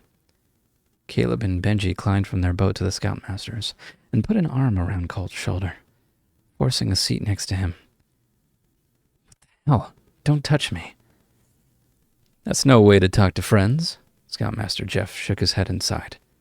"I know that you've been through a lot, but these boys saved your life. What were you doing out here?" "They were chasing me," he said even softer. "And you guys were with me. We were all sinking. How was your boat?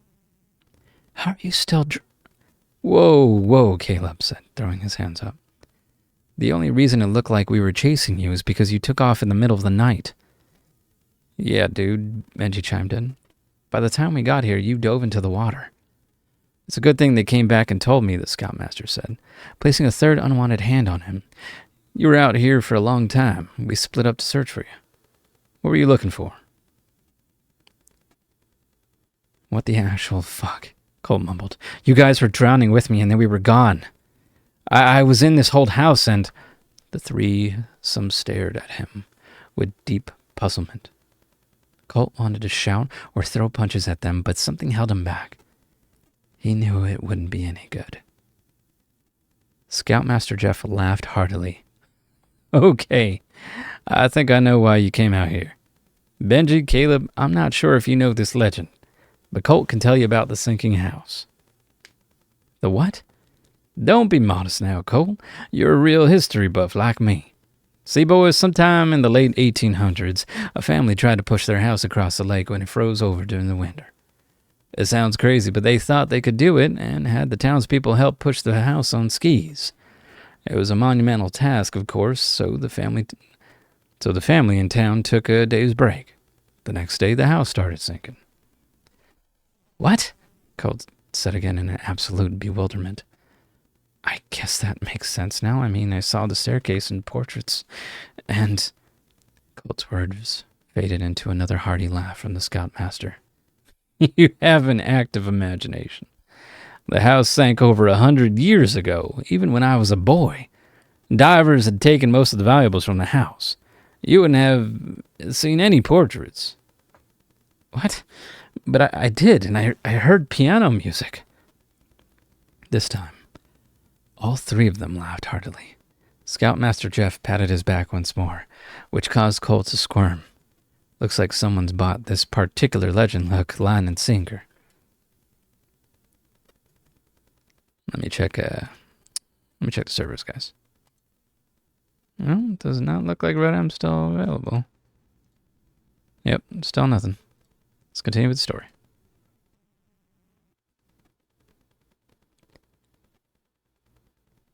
Where was I? Oh, here we go. As the threesome droned on about the odd legend, Colt heard the tiny, creaky notes from beneath the waves. Colt shivered and Caleb bit his lip. They exchanged glances for a quick second. Colt furrowed his brow, which caused Caleb to gulp before turning back to the Scoutmaster. After the conversation ended, Colt and Benji climbed back into their boat, which the Scoutmaster had tethered by rope to his. He tethered Colt's too, which had a small hole in the stern. For the first few minutes as the boats glided across the waves, the lake sounded peaceful. When they neared the shore, however, the notes of Swanee River played again, this time increasing in volume. The Scoutmaster and Benji were blissfully unaware of that awful song. Then again, maybe they were being purposely deceptive. He was too tired to tell, but knew that Caleb heard the notes when he caught sight of his trembling lower lip. After they reached the shore, Scoutmaster Jeff and the boys moored their boats to the wooden dock and attempted to lure Colt back to the campground. Colt insisted he needed some time alone. Reluctantly, they headed back to the site, which was still lively with activity. Colt stayed on the dock, admiring the orange moonlight and the way it illuminated the lake. He wouldn't often sneak out to the docks when the boys told campfire stories or played pranks on each other. On any other night, he would have felt at peace. Tonight, he couldn't help waiting in nervous anticipation for the eerie piano music to return. Tonight, he couldn't help waiting for Benji and Caleb to get him when he least expected it. On the other hand, they might just keep up the charade of claiming Colt dreamt of being chased just like he dreamt of the sinking house. Hey, bud. Colt groaned as he heard his tent mate Jordan step onto the dock. Are you coming back to camp soon? Colt shook his head. No, Jordan. Just leave me alone. Whoa, I just came out of here to see how you're doing. Colt turned around, groaning more audibly as he saw the only scout considered weirder than him, dressed in an oversized X-Files t-shirt and torn sweatpants decked in a little alien heads. We both know why you're out here. You heard them talk about the sinking house and how crazy I am. I don't think you're crazy. Of course you don't. Colt sighed and took a seat on the edge of the dock. No offense, Jordan, but you're the last person I want to talk to about this right now. It's not like you have anyone else to talk to, Jordan replied, taking a seat next to him. Why were you out here anyway? Colt composed himself with a single deep breath. You can't tell anyone, Jordan. I mean it. He nodded. Benji saw Caleb and me walking together the other night. Caleb got nervous and told Benji I was stalking him, which is not true. Anyway, they chased me and I took a kayak to get away from them. That wasn't a good idea because they're better kayakers than I am, and then Colt looked up to see if Jordan was still listening, which he truly appreciated. The other scouts would have made fun of his lisp by now, or told Colt he deserved it. And then we heard this weird piano music. and started drowning. I know it sounds crazy, but it was like we were sucked down a vacuum or portal or something. I ended up in this sunken house. It had a staircase and creepy portraits. I know it sounds unbelievable, but... You found the sunken house of Gardner Lake? Jordan exclaimed. You would know the legend. I do. I can't believe you found it. Holy shit, dude. Colt smiled faintly as Jordan went on about how he researched the house on this website called the Shadowlands and always wanted to find the house. Well, they don't believe me either. Then they're full of it. Everyone knows about the legend, and if they deny it, they're lying to themselves. I guess so. All right, Jordan said, sighing and looking over his shoulder. I'll tell you something too if you promise not to tell anyone. Okay. Last night, I saw a scout I didn't recognize. He was standing on the docks where we are now. He wore this old school scout uniform, a khaki green shirt, and pants like my dad had in the 70s. He said his name was, well, I forgot what it was exactly, but he was looking for our scoutmaster. I woke up the scoutmaster to find him, but by the time we got there, he disappeared. You're saying you saw a ghost? All I know is there's a lot of strange stuff out here. How did he react? Colt laughed as Jordan made his best impression of Scoutmaster Jeff, bulging his muscles. Listen to me, Geordie boy. I'm your Scoutmaster. You must be a manly man like me and not believe in any ghost stories. Oh, wait. He doesn't sound like Arnold Schwarzenegger. I should have done like that. Listen to me, Geordie boy. I am your Scoutmaster. You must be a manly man like me and not believe in any ghost stories. He might as well with his fake macho attitude. The boys joked and made impressions of Scoutmaster Jeff and the other campers until they drifted off to sleep. Colt had fallen asleep on the dock before, but tonight was different. Jordan knew he was weird and didn't care. Colt envied Jordan's carefree attitude and lack of humility. The dull sounds of crickets and waves lulled them to a deep slumber.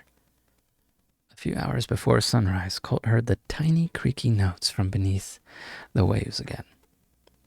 The notes no longer resembled Swanee River, but a much older song. One he didn't recognize. It sounded classical like Beethoven or Bach. Those were the only names Colt could recall from the short summer he took piano lessons.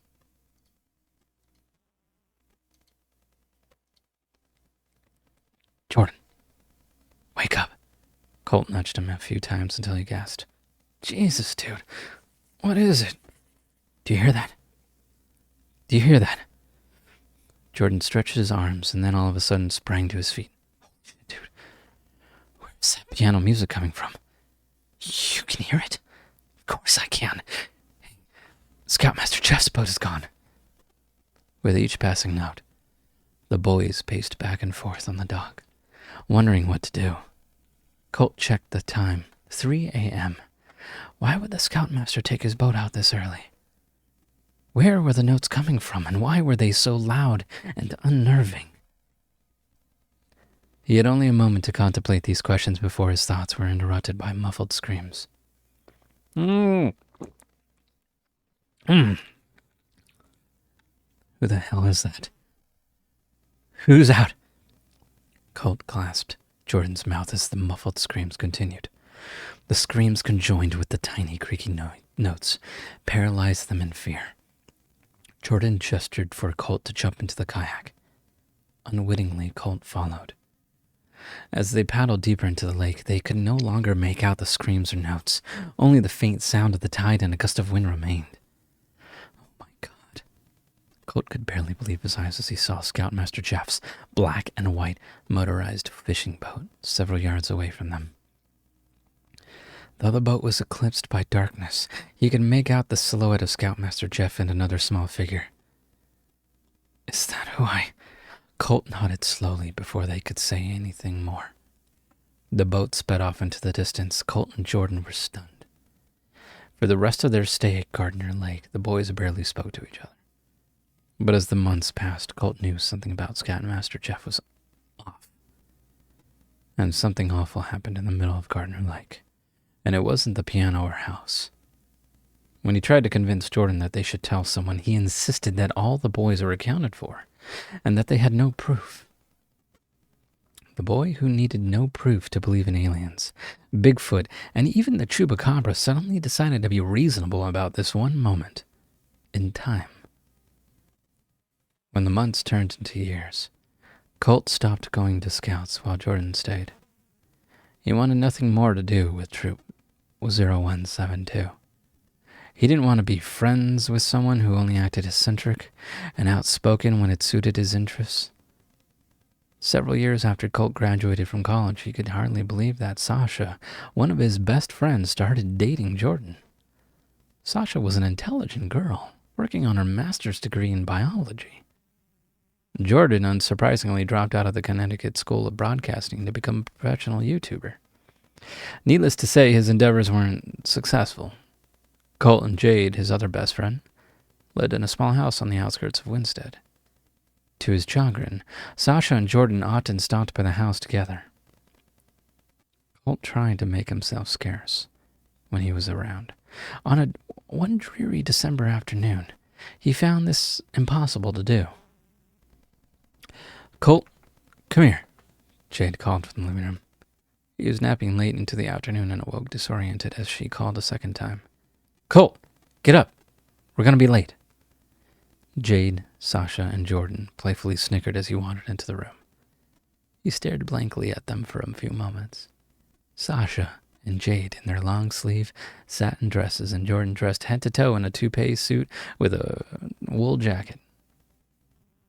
Jade and Sasha fidgeted with their purses while Jordan adjusted his cufflinks. "You seriously forgot?" Sasha giggled. Jordan played with her hair until she smacked his hand away. "Hon, we're going to Samantha's wedding today." "You were sleeping all day," Jade said. "You were talking really loudly in your sleep and said you never knew why." "I don't remember that. And isn't she more of your friend, Sash?" "Yes, but..." "And Jade, weren't you going with Miguel?" She shook her head. "He canceled at the last minute. He wasn't feeling well. So now you're my plus one." "You're kidding." "I don't blame him. He's been through a lot these past few months." So have you. "Sorry, I didn't mean to." She sighed. "Don't worry about it." "And I have. But I'm ready to get my mind off things. It will be fun. I hope." "Where is it?" Colt asked, rubbing his eyes. "It's at the Viridian." Sasha perked up as she said the name. "It's a really adorable rustic venue on Gardner Lake." Colt and Jordan exchanged wide-eyed glances, chomping their lips. The girls didn't seem to notice as they gushed about the charm of the venue. Jordan missed several hints from Sasha as he checked something on his phone. "Wait." Jordan spoke hushedly, his eyes still locked on his screen. "Is this the same Samantha who was just engaged to a different guy last year?" "It was a few years ago, Jordan." Sasha groaned and nudged him. "She's been with this nice guy named Caleb for the past couple of years." Colt and Jordan exchanged the same glances, even more wide-eyed this time. "Saunders?" Colt uttered. "Caleb Saunders? How do you know?" They said in almost unison. "We went to Boy Scouts with him." Jordan looked up from his screen and exhaled deeply. "He's kind of an asshole." "Jordan!" "No, for once, Jordan's right. He and his best friend Benji used to pick on us when we were little." "That sucks, son," Jade said, slinging an arm around his shoulder. "Kids are the absolute worst." "But it's been like, 15 years? "Almost." "People change. Let's go, guys." Sasha tugged Jordan toward the door. "What's wrong, Colt?" "Nothing." "You sure?" "I gotta get changed into something nicer and we'll go. Give me like 3 minutes, guys." Let me restart this. Man, this server is not coming back on. Still waiting. They laughed as if they had forgotten about Colt and his t-shirt and sweatpants. In his bedroom, Colt discovered the wedding invitation Jade dropped on his bureau. Caleb looked the same, only somehow blonder and more unhappy than he remembered him. As he stoically held a gleaming Samantha in front of a rose garden, the last time Colt saw him happy. They were 12 and holding each other in Caleb's bedroom, genuinely enjoying each other's company, Caleb's father hosted scout meetings, which often led to the boys sneaking off while the other parents and kids engaged in some menial activity. The boys had been best friends since elementary school and even took piano lessons together. Swanee River was one of the first songs they learned on the piano. The closer they grew, the angrier his father became. He never found out anything they did, but his suspicions were enough for him to send Caleb on some kind of religious summer retreat with Scoutmaster Jeff and a few other scouts from his camp. By the time Colt inquired about the trip, Caleb had already left. When Caleb returned, he barely acknowledged Colt's existence. Other than to mock him and Jordan with Benji, Colt traced his fingers over Caleb's stoic face before heading out into the bitter winter evening. "It's a little less than an hour and a half from here," Jordan said as he started his clunky Chevrolet. Colt and Jade squeezed into the backseat around boxes of clutter and discarded cans of soda. "Excuse the mess, guys." "Don't worry about it," Jade said, swatting some cans onto the floor. After a while, Jade noticed how unusually quiet the guys were. "This guy must have been awful to you, huh?" "Jade," Sasha exclaimed as Jordan nodded straightforward. "I thought we said that people change." "You said that." Jordan was still unusually quiet. "People like Caleb and Benji don't change. They made our lives miserable every chance they got." Sasha sighed. "Really? I'm sorry, guys. He seemed so nice when I met him and Sam for brunch a few months ago. What did he do?" "They chased me," Colt said softly. "They chased me by boat in the middle of Gardner Lake, saying they were going to kill me." "Tell them the other part," Jordan said hoarsely. "They won't believe me." "They won't believe me. They'll believe you." "Colt?" He stared blankly out the window before his name was said a few more times. "Yeah. Sorry. It's hard to think about. They said they were gonna slice me like the F I am, and we were pulled under by this weird rip current. I sank deep into the water and saw this house." "Sorry?" Jordan chimed in, perking up a bit. "Sometime in the 1800s, these people tried to push a house across the lake when it froze over in the winter. The house sank. Some say it was haunted. We even heard piano music coming from the lake." "Thank you, Jordan." Okay, sorry, I lost my train of thought. Anyway, the house was really old and had these strange photographs. When I came to the surface, I saw my scoutmaster with Benji and Caleb. The two denied they ever chased me. They denied being pulled underwater. The whole thing was weird. The rest of the summer, they taunted us mercilessly," Jordan said, clenching a fist. "They taunted Colt for seeing the house and us for hearing the music on the lake. They accused Colt and me of being together and spray-painted the F word outside of our tent. I kicked both of their asses for that." "I don't remember that," Colt said faintly, beyond the morning they spotted the Scoutmaster's boat. The remainder of the summer was a blur. Perhaps he was so angry at Jordan for not wanting to say anything that he forgot the rest. "I quit scouting shortly after that, but Jordan's right. They didn't change. They were assholes in high school, too. I couldn't be out because of guys like him." "Luckily, only they thought they were cool," Jordan said. "Being a scout in high school isn't the popular thing to do. Trust me, I would know. I wouldn't be surprised if that asshole Benji's the best man." "He is." Sasha was surfing her phone, thumbs shaking. "Benji's the best man, and who did you say the name of your scoutmaster was?" "I didn't." Jordan turned onto the interstate highway, struggling to keep his old Chevrolet steady in the wintry mix. "Scoutmaster Jeff. He was a well-liked religious do-gooder, but I saw straight through it." "He's the officiating pastor," Sasha uttered. "I'm sorry, guys. I totally didn't know. We can leave as soon as it's over." "It's probably for the best," Jade stated firmly. "I had no idea when I met him either." "Yeah." Colt kept his eyes fixed on the road. "We can use travel or something as an excuse." "Well, wait a minute," Jordan said. Maybe I could capture some footage of the lake for my YouTube channel. Don't even, Jordan. Sasha put a hand on his legs. I thought you were giving that up. Jordan ignored that remark and fidgeted with the dials on the radio. I'm sick of listening to this playlist. So are we, Jade laughed. There's only so much rockabilly we can take. That's weird. I only seem to be getting one channel out here. 96.1. Hey, it's playing this old-timey music. Really old-timey music. The three of them simultaneously groaned as Jordan turned up the volume and snapped his fingers to the tune.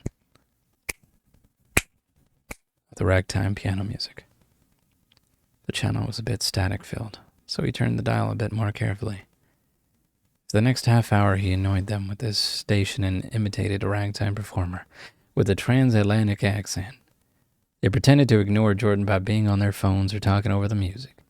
When Sasha was sick of pretending, she shouted for him to shut the hell up. This bit went on until tiny, creaky notes from an old piano blasted through the car's speakers. What is this crap? Can we change this? Jade nudged to the back of Jordan's seat. I think I recognize this from an old movie, Sasha remarked. It's still awful, though.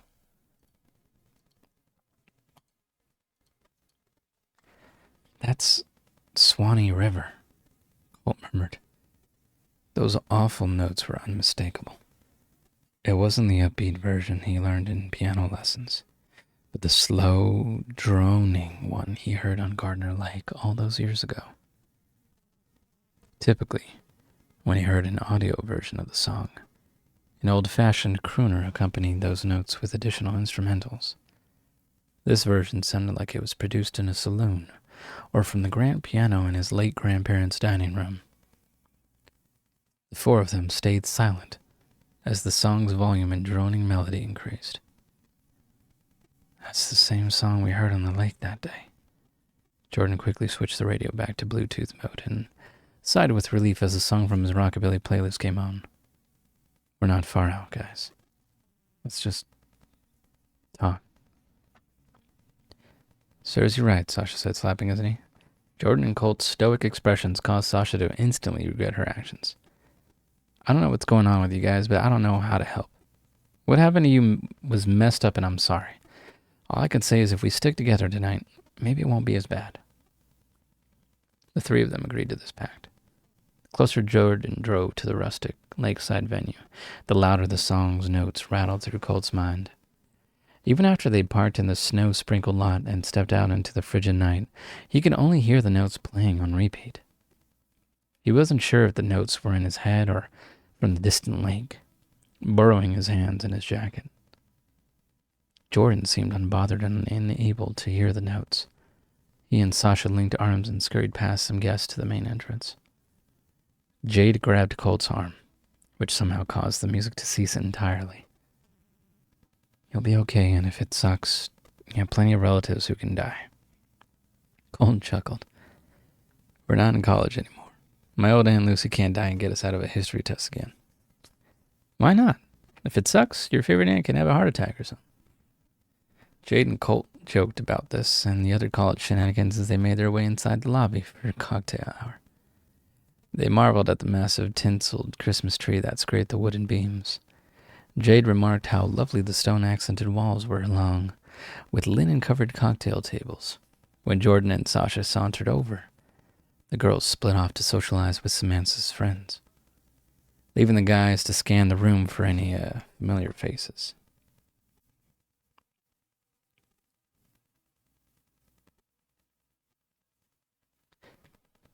Cranberry and goat cheese baguettes? A tuxedoed waiter asked at their side. Colt shook his head while Jordan grabbed a fistful from the tray. What's bougie? Swallow.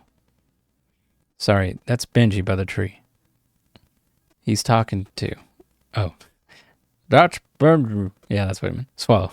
Sorry, that's Benji by the tree. He's talking to... Oh man, that's Scoutmaster Jeff.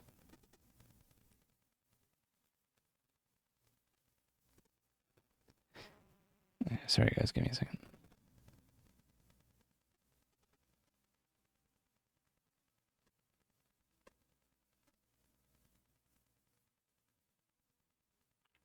Okay. Benji wore the same blue-streaked, spiky-haired people knew him for in high school, while the Scoutmaster looked just as smug and well-dressed as Colt remembered him. Sporting a crew cut and navy suit, Colt and Jordan watched the men reminisce with former scouts and clink glasses together. Something about their happiness made Colton nauseous. Maybe it was Benji's pompous laugh or the way the Scoutmaster touched all the men tenderly as he spoke. It's like they don't remember. Or don't want to. Jordan, don't you remember the morning we went on the kayak? You know, the same morning we heard screams from his boat. Jordan nodded. Why didn't you say anything? I don't know, maybe I was too scared. Who knows how many? Sorry. Colt willed himself to stop, exhaling deeply. The bulbs from the Christmas tree started to flicker. They flickered bulb by bulb, first in columns, then circling the tree the way a snake circles and encloses its prey.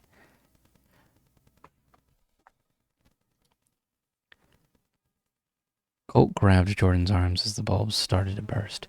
No other soul seemed to notice as glass burst onto the floor. Benji and the Scoutmaster laughed heartily with the others, unbothered by the glass raining upon their heads. They couldn't scream. They couldn't move. Colt rapidly blinked, hoping his eyes deceived him, but when he locked eyes with the group again, the men looked like teenage boys. Wearing their tan shirts and long green shorts, the Scoutmaster remained his current age, caressing each boy's back. Jordan? Are you seeing this? Jordan? What the hell's going on? I have no idea. Before they could say anything more, the glass from the chandelier burst into thousands of pieces. Jordan and Colt were unable to avoid the shards that pierced their shoulders. The 100 other guests carried on as if the glass wasn't falling into their food and drinks. Jordan yelped as a shard sliced the top of his ear. He cupped his ear, but blood trickled through his fingertips. Colt reached to help, but then hit the floor as 2 more chandeliers exploded, along with the last lingering in the light in the room.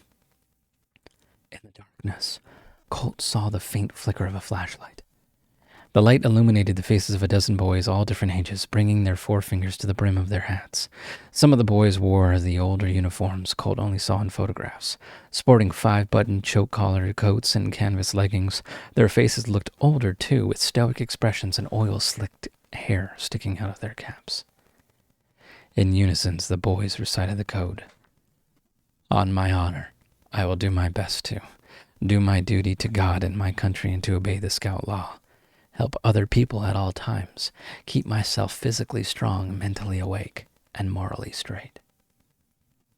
Despite standing right in front of him, the boys' voices were hollow and grainy. They sounded as if they were pre-recorded on a wax cylinder, gramophone, or an even holder device. The boys repeated the oath once more, their words bellowing in the darkness. The words, help other people at all times, caused Colt to tremble as the light shined on the Scoutmaster's equally stoic expression. Guys, are you okay? Hello? As 2 fingers snapped, Colt and Jordan regained a sense of their surroundings. The lobby returned to its former glory with all the lights. Tree bulbs, glass, and even Jordan's ear intact.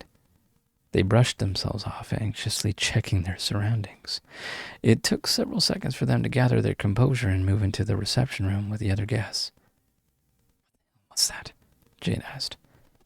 I don't know. By the time they began to comprehend the preceding events, the guests were seated in the reception wall, which was filled to the brim with beautifully hand-carved wooden chairs. Sasha and Jade gawked at the elegant white runner and the rose-covered altar, while Colt and Jordan scanned the crowd for anyone who looked the slightest bit unusual or out of place. When they were sure that their minds were cohesive, the reception commenced. For some reason, Colt felt an overwhelming sense of drowsiness when Scoutmaster Jeff took his place by the altar. He could barely keep his eyes open when Caleb walked down the aisle. Unlike his invitation picture, he seemed full of life with his raised cheeks and a wide smile. He met Colt's gaze for only a moment before his eyes darted elsewhere, as the groomsmen and bridesmaids took their positions. Colt's head nodded up and down, his muscle tone decreasing. thoughts straining to inconsequential images of a teenage Jordan and Colt playing cards in the tent. Jordan entered another tent. Caleb standing alone in the docks, and Benji drinking a can of beer. As Caleb and Samantha were pronounced husband and wife, these images drained to the darkness. Colt knew he wasn't sleeping. However, as his body led him to the dining area of the hall, where the four of them were seated at the table of 8. That was beautiful, Sasha said, a bit teary-eyed. I meant the ceremony, of course. It was quite a good ceremony, Jordan yawned. I'm not into all that religious stuff, but their vows were beautiful. I agree. I just thought about what my wedding would be like. What did you think, Colt? Jade waved a hand in front of Colt's face. Hurt the Colt? Yeah. No. It was good. I'm just tired. A boy with a khaki green shirt and pants came into his line of sight, gaping at Scoutmaster Jeff from a nearby punch bowl. Hey, do you guys see that weird kid by the punch bowl? Colt, that's not nice, Jade said. But yes, it's kind of weird to see a kid wearing a Boy Scout uniform. The boy took slow, almost robotic movements towards Scoutmaster Jeff's chair. No, he's weird. He is weird, Sasha said. Who dresses their kid like that for a wedding? Oh, God, Jordan, what's wrong now? You two have been acting weird and quiet all night. I saw that same kid when I was little. Jordan's voice cracked when he spoke. We were camping on Gardner Lake. He was standing on the docks, just staring out into the darkness. He wanted me to bring him the Scoutmaster. By the time I brought the Scoutmaster there, he was gone. That's creepy, Sasha said, flicking the band of her watch. But it can't be the same kid, Jordan. That was many years ago. No, Sash. He's wearing the same uniform he did that day. You see that? That hat he's wearing? It's called a beret, or garrison cap. My dad wore the same thing when he was a scout in the 70s. The four of them watched as the boy tapped the Scoutmaster on his shoulder. Scoutmaster Jeff turned around and his jaw dropping as he saw the little boy. The other adults at the table smiled widely at the little boy's presence, many wondering out loud if he was a family member or related to someone in the wedding party. Can I help you? Scoutmaster Jeff asked, forcing a joyful tone. You're dressed up tonight. If you tell the truth, you will save us all, the boy said, his face and tone completely deadpan. What was that, buddy? If you tell the truth, you will save us all, the boy screamed, drawing the table to complete silence. At the end of the table, someone shattered a wine glass. I'm sorry, is your mommy or daddy nearby? Your parents are my parents, the boy said firmly. If you tell the truth, you will save us all. All eyes were on the Scoutmaster and the boy. All voices ceased, save for the distant wedding band. The Scoutmaster stood up from the table and knelt at the boy's level. I'm sorry, everyone. I recognize you now. William, you've gotten so big. That's my cousin Henry's kid. I'm sorry, everyone. That's my cousin Henry's kid. His family's going through a tough time. The Scoutmaster grabbed the boy by the hand and squeezed. Your daddy went outside to get some fresh air. Let's go find him. Your parents are my parents, the boy screamed as the Scoutmaster whisked him away through the grand double doors that led to the courtyard by the lake. Our parents are dead. If you tell the truth, you will save us all. As the door slammed behind them, almost everyone in the venue returned to normal activity and chatter. Sasha, Jordan, Colt, and Jade glanced at each other and then back at the door.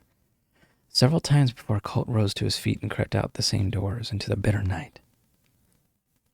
A few moments later, Jordan and the others followed to the stone courtyard, a popular feature in the summer and fall. Remained in completely dark. Its moss walls blanketed by snow and ice. Beyond the walls of the courtyard, Colt spotted the scoutmaster and the boys standing on the venue's wooden dock.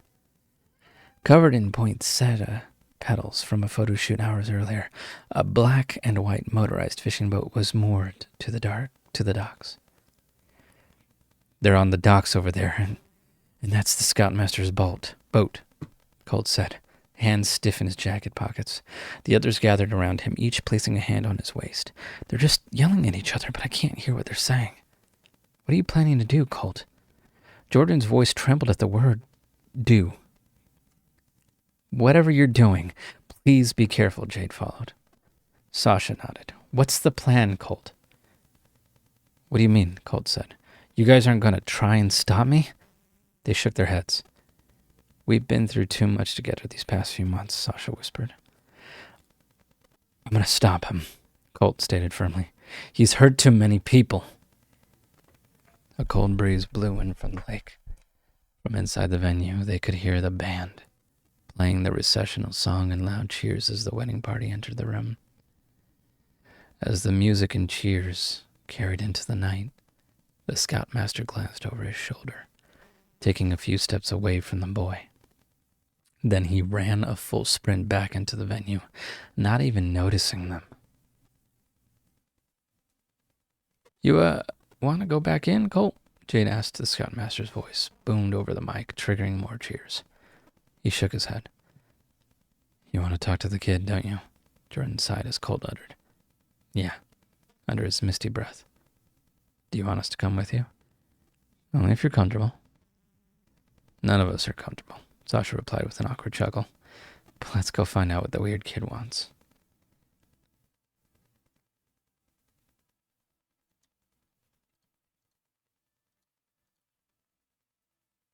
As the four of them trudged through the snow, the young boy echoed part of the Boy Scout chant into the wind with strength and repetition. "Help other people at all times. Help other people at all times. Help other people at all times."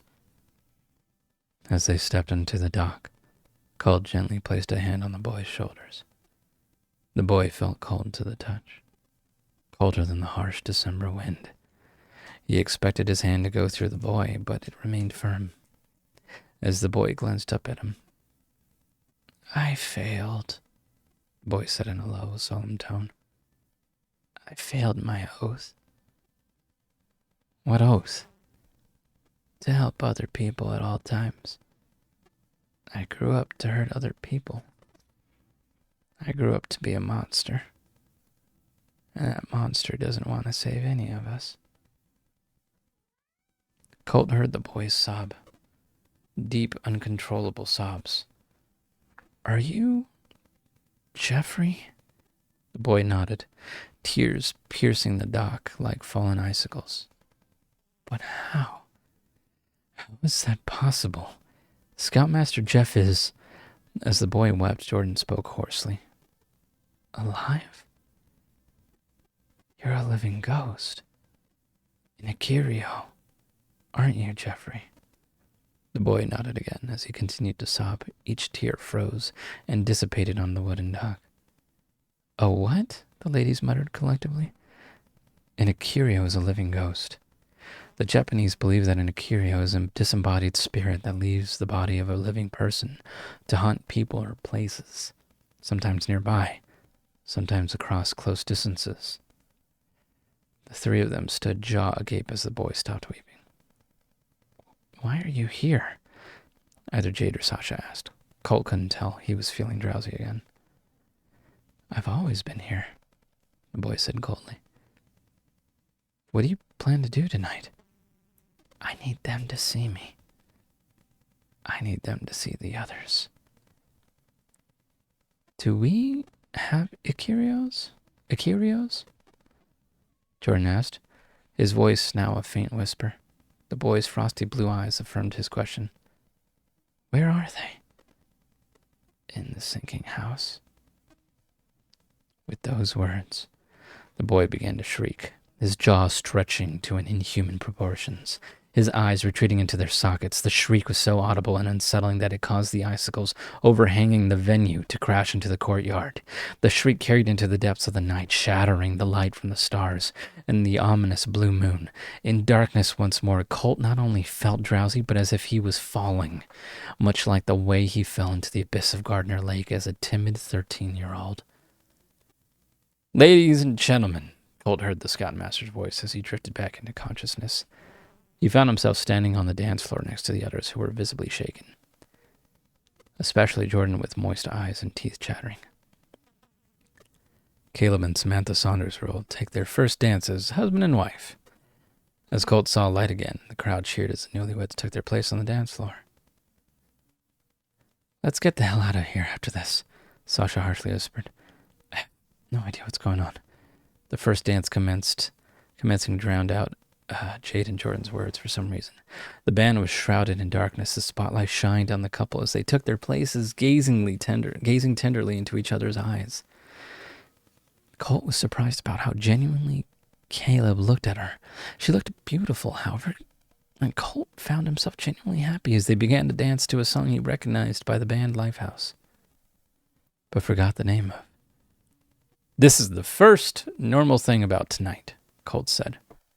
All the others could do was nod and smile hesitantly as the two glided across the dance floor in an elegant waltz.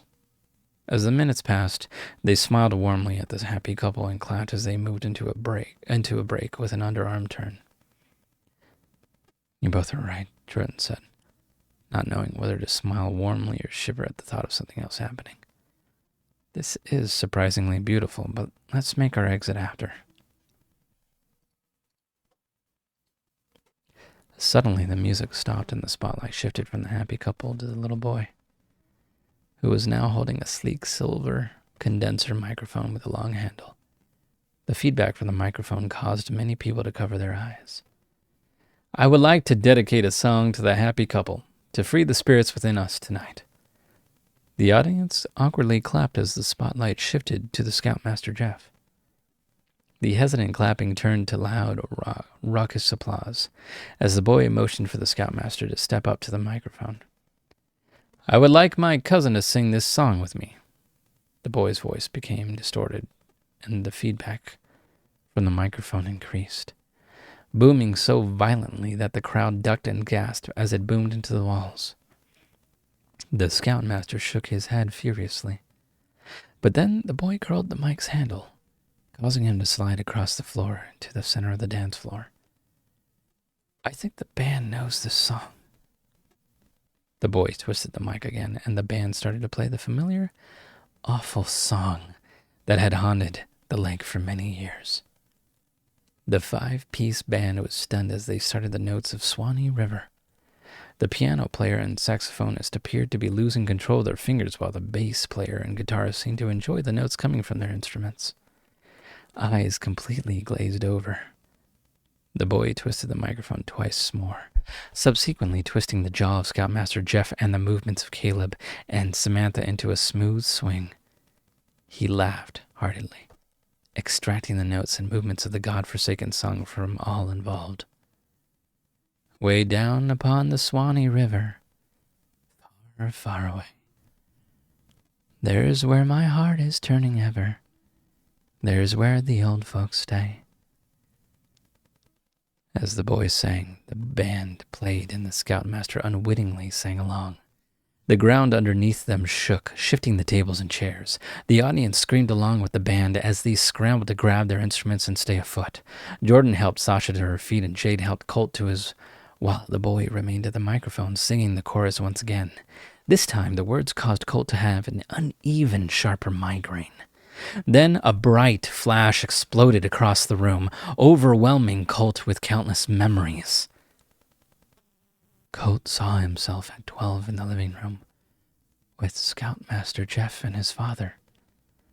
His father was sobbing and angry. The Scoutmaster explained to him that his urges were natural, but required self-control. Colt saw himself at 13 in a dark tent, waking up to the Scoutmaster breathing down his neck. The Scoutmaster explained that Colt had a medical emergency and needed monitoring. Colt saw himself at 11 asking Jordan why he was crying after he came home from a fishing trip that Colt had missed due to being ill.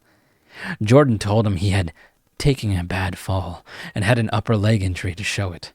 Colt saw himself at 14, a year after he quit Scouts, talking to Jordan in the cafeteria about Benji being arrested in the parking lot of a 7-Eleven, smashing beer bottles and screaming. Benji claimed in court that his father had abused him. Colt remembered Scoutmaster Jeff picking him up from a high school and bringing him to AA meetings. Colt saw himself as a sophomore in college, abruptly ending a romantic encounter after being touched below his waistline. Later that night, Colt cried to Jade that he didn't know why he was so scared.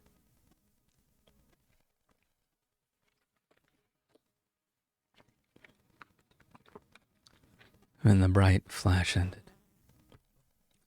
Jordan and Colt looked up at the ladies with tears in their eyes. Scoutmaster Jeff is a monster, Jordan screamed, pushing a chair into a table. I was only a kid. Sasha grabbed Jordan and pulled him in closer while he screamed into her chest. I never knew why, Colt said as Jade hugged him. I never knew why I was so scared until I remembered what that man did to me. The crowd was abuzz with chatter as several more men, including Benji and Caleb, approached the Scoutmaster, who stood unmoved as 4 men approached him from all sides, each one more rage-filled than the other. You said my father caused my bruises, but he never touched me, Benji screamed, raising a fist to his face. I should kill you right now. You told me I couldn't like guys and girls. Caleb took a step closer as the Scoutmaster bit his upper lip. My parents sent me to therapy because of you, but they didn't believe me when I told them. I can't. Caleb stormed off into the vast sea of angry and confused faces, which were gathering nearer as the men continued to shout. Samantha frantically chased after him. Our parents trusted you. A dark-skinned man with a fedora said solemnly, grabbing the lapels of the Scoutmaster's jacket. His twin brother, who wore a matching fedora, hung his head low, shaking violently. They trusted you to take us on a fishing trip because they both had to work. You know what you did to us. The Scoutmaster took a few steps back. A crowd of over 100 people, including the band, stepped closer to the Scoutmaster, shouting and swearing. The little boy stood motionless in the middle of the floor. The Scoutmaster scrambled up to the serving table and grabbed a butcher knife, raising it in the air. What are you going to do with that? Benji shouted. Are you going to stab us all? I dare you to try. How about you start with me first? With the knife trembling in his hand, the Scoutmaster took a step toward the boy, stabbing the butcher knife into his neck. The boy dropped to his knees, grasping his neck, but no blood fell through the gash. The boy tried to scream, but no sound emerged. As his eyes rolled back into their sockets, his image untethered like a ball of yarn, each string a vibrant color of his original image. Colt ran toward the boy, attempting to grab a hold of the strings, but as each strand fell into the palm of his hands, they disappeared into the thin air. Colt fell into the blackness again. You seriously forgot, Sasha giggled. Jordan played with her hair until she smacked his hand away. Hon, we're going to Samantha's wedding today. You were sleeping all day, Jade said. You were talking really loudly in your sleep and said you never knew why. Oh no, Colt said. Oh no, it couldn't have been. Some dream you were having, Jordan said. You were saying Scoutmaster Jeff was a monster and his Ikirio was there, and I haven't heard that word in a long time. Was that the one we had when we were kids? Yes, he's the fishing pastor today. He's right, Sasha said, looking up at her from her phone. Were you close with this guy? We all were, Colt shouted. It couldn't have been a dream. It couldn't have. Maybe you were, Jordan said, but I barely remember the guy. That's impossible. How could you forget what he did to us? How could you forget what he did to Benchy and Caleb? Benchy and Caleb? Those guys who used to bully us? Did he punch them? If so, they deserved it. Whew. They were real jerks. Jade put an arm around his shoulder and directed him into his room. We've been through a lot these past few months. More than anyone should have to go through. I don't know who this guy is, but if you want to stay home, you can.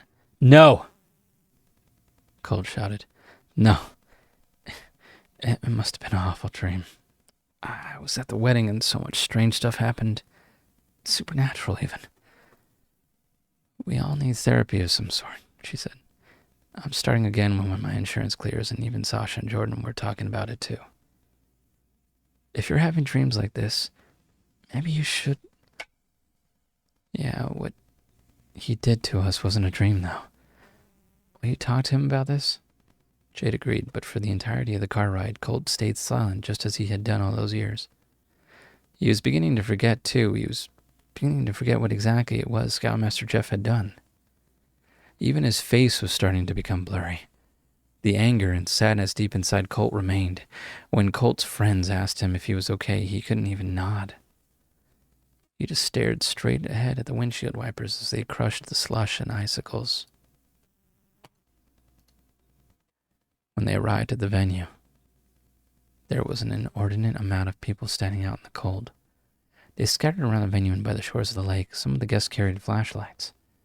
Another one pulled a barking dog on a leash. As Jordan pulled into the parking lot, Samantha rushed up to the car in her off-white wedding dress, a mixture of makeup and tears rolling down her cheeks. Sasha and Jade threw their arms around her. What's wrong, sweetie? Why is everyone out here? It's awful. We can't find Caleb. All morning he was talking about some terrible dream he had, and none of it made sense. He talked about having to find a house. I don't know. I thought he was over it when he got to the venue, but when it was time for the photo shoot, no one could find him. That's terrible, Jade exclaimed. Colt, where are you going? Colt! As his friends shouted, Colt started sprinting toward the rear of the venue. The snow was thick, knee-deep to his ankles, and he wasn't particularly good at running. After almost tripping over a jagged rock and narrowly smashing into a stone bench, he reached the courtyard. Colt bent over to catch his breath. By the docks, he saw Scoutmaster Jeff in his black and white motorized fishing boat. As Colt neared the docks, the Scoutmaster waved to him. By golly, the Scoutmaster said, if it isn't Colt Chambers from Troop 0172. It's been ages. I don't know if you've heard, but our groom has disappeared. I could use a good scout and a fine man like you to help. Sure, Colt said, stepping into the boat. Did he have his boat on him? It's the darndest thing, Colt cringed as the Scoutmaster threw an arm around him. I know he has a kayak, but no one knows. You're becoming nice and strong. You're so grown up now. You might be in the middle of the lake. Why do you say that? Just a feeling. As the boat sped toward the center of Gardner Lake, Colt shivered. He felt his hands go numb, sweat dripping down the back of his suit to his waist. Despite all that, he remained completely still. Gray and black clouds hid the ominous blue moon. The lake was silent. Not even a cool winter breeze passed their way. Colt instructed the Scoutmaster to shut off the boat in case they could hear any yelling. As the Scoutmaster turned the key, Colt wrung both his hands around his neck and squeezed as hard as he could. To Colt's surprise, he didn't move. His neck was too meaty, so Colt put him in a chokehold, squeezing him even tighter. I know what you did to Caleb that day on the boat, 15 years ago. Don't you dare look at me that way. Not now, not anymore. That's why you brought him out here. He remembers everything, and so do I. I remember everything you did to us, every disgusting thing. The thing you didn't count on was all the disembodied spirits you created from what you did. You can't keep them in the house forever, and you can't kill them all. Even if you kill them, even if you kill me, they'll still be there. The Scoutmaster thrust Colt's arms away, freeing himself from the chokehold as Colt stood up. Scoutmaster Jeff punched his nose, which caused him to stumble backward, falling overboard into the water. Despite being a good swimmer, Colt fainted at the sight of blood and sank rapidly. Deep into a dark abyss, he awoke to find his body smashing through a pine door. His body kept sinking until he hit an oak staircase. Just as he was about to double over in agony, he felt something pull him. He glanced up to see Caleb, completely unharmed, and smiled gleefully. Surrounding Caleb were several other beings he couldn't quite discern except for the green outline of their Boy Scout uniforms, each patched with the words Troop 0172. Their faces were warped and pixelated. Their hairstyles looked strikingly familiar, to the type Colt and his friends wore as teenagers. He even recognized one with the man bun Jordan had as a teenager, and the blue streaked spiky hair Benji wore. Colt, Caleb, and the beings, which now numbered several dozen, pushed their way to the surface as the never-ending cavity walls of the old colonial house fell beneath them. The portraits on those walls were empty. The last part of the house that fell past him was a living room with a mahogany grand piano. At the bench of the piano sat the little boy with a khaki green shirt and pants, smiling sheepishly as the house collapsed once and for all into the depths of the lake. Colt and Caleb were the first ones to emerge from the water. The black and white speedboat circled the perimeter, its propellers chopping through the waves as soon as the scoutmaster noticed where they were. He put his boat into reverse and accelerated toward them, its aluminum propellers cutting toward them like a buzzsaw on firewood. The rapid movement of the propellers and screeching sound left them frozen with no time to react. When the blades were inches away from their heads, Colt saw a dozen warped and pixelated faces emerge from the water from one side of the boat, and then a dozen more from the other. The sight of the faces startled the scoutmaster as he stumbled backward off the pedal. 4 of the beings crawled into the boat and grabbed a hold of the scoutmaster's legs and arms, tossing him like a rag doll into the water. The scoutmaster screamed as the beings piled on him and pulled him underneath the now crashing waves. Colt and Caleb climbed into the fishing boat. I'm going to wait for the ad to go away. Give me a moment, guys.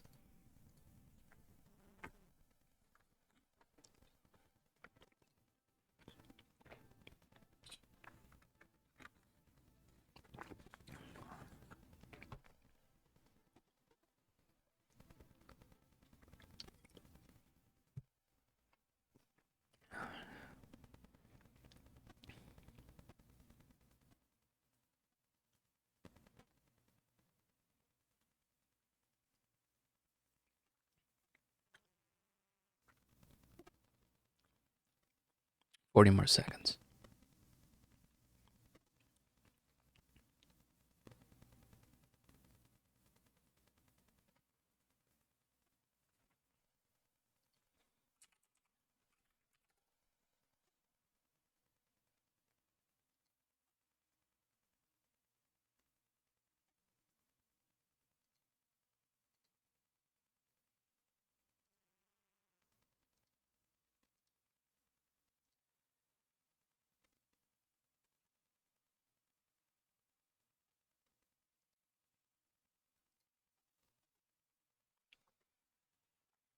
And welcome back.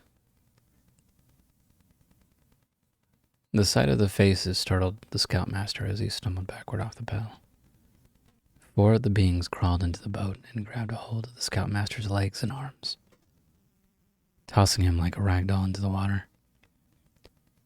The scoutmaster screamed as the beings piled on him and pulled him underneath the now crashing waves.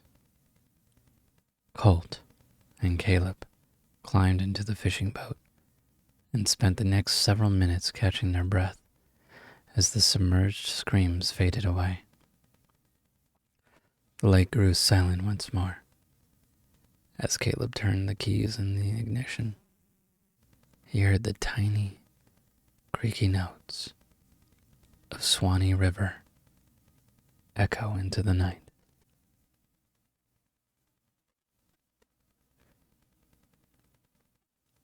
This was The Sinking House by Tristan Mason. And if you want to hear it or read it, There you go.